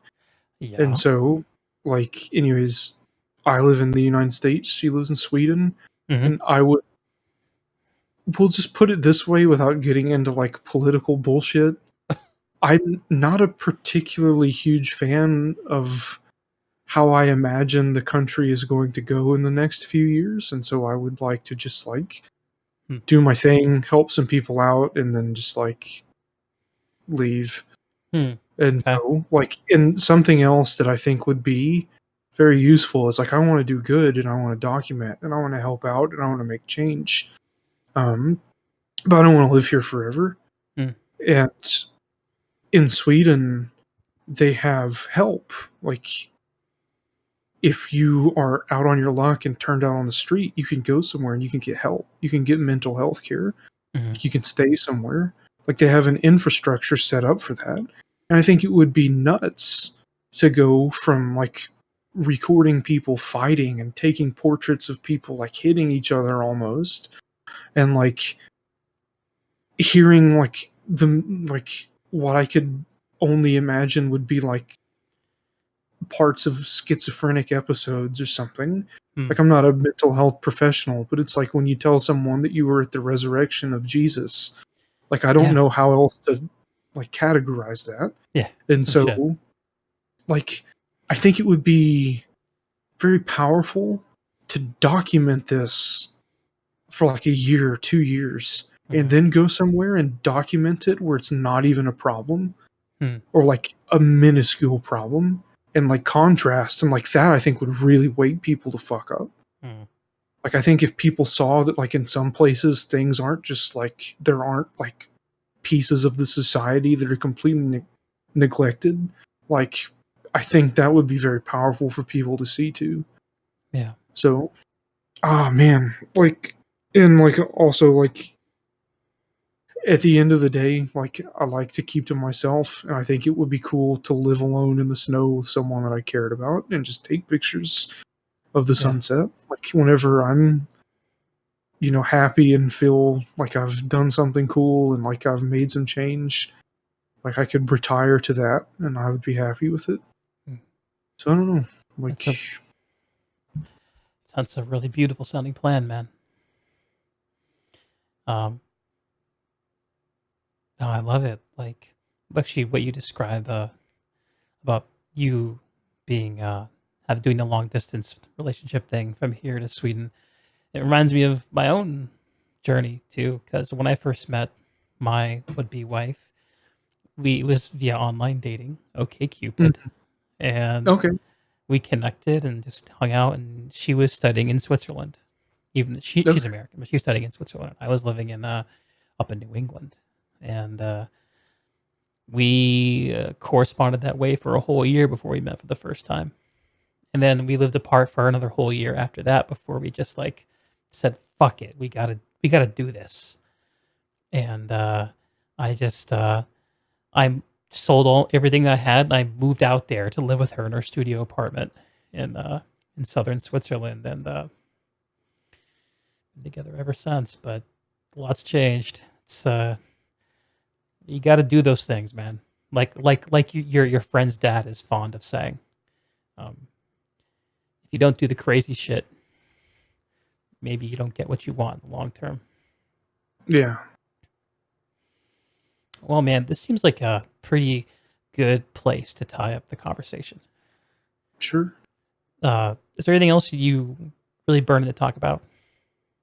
If you want to buy my art and give me money, you can buy my art and give me money. But Perfect. otherwise, Let's go to the self promotion section. Preston, where can yeah, people buy your art? you can go to underworldvideo.com. My NFTs are linked on there. My print shop is linked on there. If there's anything that you think is cool, you can buy it, and that will allow me some extra time, buy some more gear. Like, I can give somebody $20 that doesn't have $20. Like, I can do a lot of things with it. So if there's anything that you see that you like, don't feel obligated just to give me shit because you think what I'm doing is cool or whatever. Like, if there's something you see that you like and you want it, that'd be awesome. If not, no worries. But yeah, like, this is my website, underworldvideo.com. It's got my art on it. Personal portfolio. You can see Sarah's stuff. She edits my Hmm, car pictures and some other stuff. cool. She's a wizard. She can do things with colors that I do not understand how to do. I've seen some But of I'm those really, colors really pop on the car photos. I didn't know that that's what's going on there. That's cool. yeah, I'm good at black and white and contrast. I'm terrible at color. It just Uh, doesn't make any sense to me. I've heard somewhere that women see color better than men. It has to do with It's possible. with the eyes, rods and I cones or mean, something. based on a sample size of 2, I would believe it. Science. Yeah, yeah, Nice. but All right. yeah, Underworldvideo.com, is that right? yeah. And on Twitter, UWV Preston. UWV underscore Preston. On Instagram, UWV underscore Preston. On Excellent. YouTube, it's just, I mean, my channel doesn't have a custom URL yet, because I don't have enough subscribers. So Hmm. hopefully that will be linked somewhere and you could subscribe to that and get me closer to having UWV underscore Preston on YouTube There also. it is. Throw them in a sub. But You can search for is it your full name? yeah, Looks like Preston Collins. Preston Collins. There it is. That's my name. Find the man. The man, the myth, the Never thought legend. never thought I would be using my real name on the internet in Guild That's Wars 2 stuff it's gotta because I scare was you. afraid. Yeah, I was like, I'm an asshole. People will dox me, and I used a fake name for a while, and like set up fake accounts, and like baited people into finding that, so they thought they had doxed me. And so, like, it's weird, like, actually being me. But hey, it Yeah. feels good. It feels good being able to associate some form of worth with myself and not with Brazil. Oh shit. So, yeah, Damn, man. That hits right too. yeah. That's fuck. That's real as shit. Making me feel like I need to use my own name, but my last name's a 10-letter Polish disaster. Thanks, Oh Dad. man, yeah. My name's pretty simple, I guess. Yeah, you got a good one. You got a good one. And actually, okay, this is going to be really, really weird, but there's one story. So, like, I probably should have told this at the very start of the interview, but I'm gonna tell it at the very end for those people who got through it. It'd be a little treat. Um, so part of me, Preston, found myself surprised to be inviting you to this, and I'll tell you why. It's because um, there was a time where I had a hard time hearing what you had to say about Guild Wars 2, about stuff. I even went so far as to send a letter, like a note to Mighty Teapot on Patreon to let him know that I wouldn't be supporting him because I didn't appreciate your attitude on his show. Hell yeah. I totally forgot that I did this until the other day. I was like, uh, uh, when I was thinking about this, but then like because I've been thinking about who I can have on and talk to. But what really solidified to me the need to reinvite you on was hearing you recently come and talk about like what you've been doing after the game, and like exactly like I described it in the tweet, man. It's like life after gaming. Um, I think it's a really cool story. I'm really flattered that you'd share your truth with me, and and I wish all um, gaming assholes out there to find the same thing that you're finding, and figure out what's good in life, because it ain't easy, but it's worth a lot when you Yeah. find it. Yeah, for sure. I love how you were delighted that you upset me. Oh That is yeah. so fucking I Brazil. that's like people don't this has always been a thing, and like I've been honest about it the entire time. But like when I tell people like I don't care what they think about me, uh, and like I don't care if they hate me, they're like, "Oh, you have to care. Everybody cares what somebody thinks about it. Everyone cares when somebody hates." I don't give a fuck. Like shit I've lived through, like mm, shit that I've seen. Like I don't have the capacity to give a fuck about somebody leaving a YouTube comment that says, "Oh, you're fat, kill yourself." Like I don't mm, care. Like they're bigger fish in the water. Like I don't give a fuck. yeah. Sorry. Like you're not that like it's I like when people are like just like direct and tell me like, "Yeah, I didn't used to like you." Or like, "I don't like you. I Uh, still hate." I'm like, uh, "Thank like that's cool. I respect that." And like I've just like let people know in the past, like on Reddit and other places, people like, "Fuck you, your ideas are stupid." I'm like, "I'm that's cool. Like Thank you. I'm totally Hey, fine you have a that nice like day you too. think yeah, like, I don't mind. Like it doesn't bother me. Like the whole like I'm very big on like freedom of speech and freedom of expression, and like I like to be an asshole sometimes. And if I'm going to do that sometimes, that means that other people necessarily have to be allowed to also do that sometimes. So like if my feelings get exposed and my ego is vulnerable, like that so be it. Like if we're going to be free, that's the cost. Hmm. And so like maybe that can go a little bit too far sometimes, Yeah, but at the same time like I value the ability to say what I think needs to be said, and like I respect that other people should be able to do that too. yeah. So I don't know. It's just a thing. Well, I think the utility in being an asshole and being okay with it is you give yourself permission to say things that are true but that aren't generally accepted yet. And if you're doing it right, you can be ahead of your time. It's kind of like the court jester, right? The jester can say things that no one else can say. Yeah. Um, and There's power in that. And yes, as you said it, Preston, I definitely did not like you, but I can say I've totally changed my mind. And this has been a really fun conversation. So thank you. And for everyone watching, I'm Deeg, Deeg TV on Twitch, Deeg on YouTube. Like, subscribe, smash all the things. And find this man on underworldvideo.com, buy his NFTs so that he can make the Legendary Armor video part 5. Yeah. I'll make it. I will unironically make part 5 if someone buys an NFT. There I'll it do is. Yep. All right. Well, thanks, and I think we're done. Okay. Thanks, folks. I'll catch you next time. Bye. Bye-bye.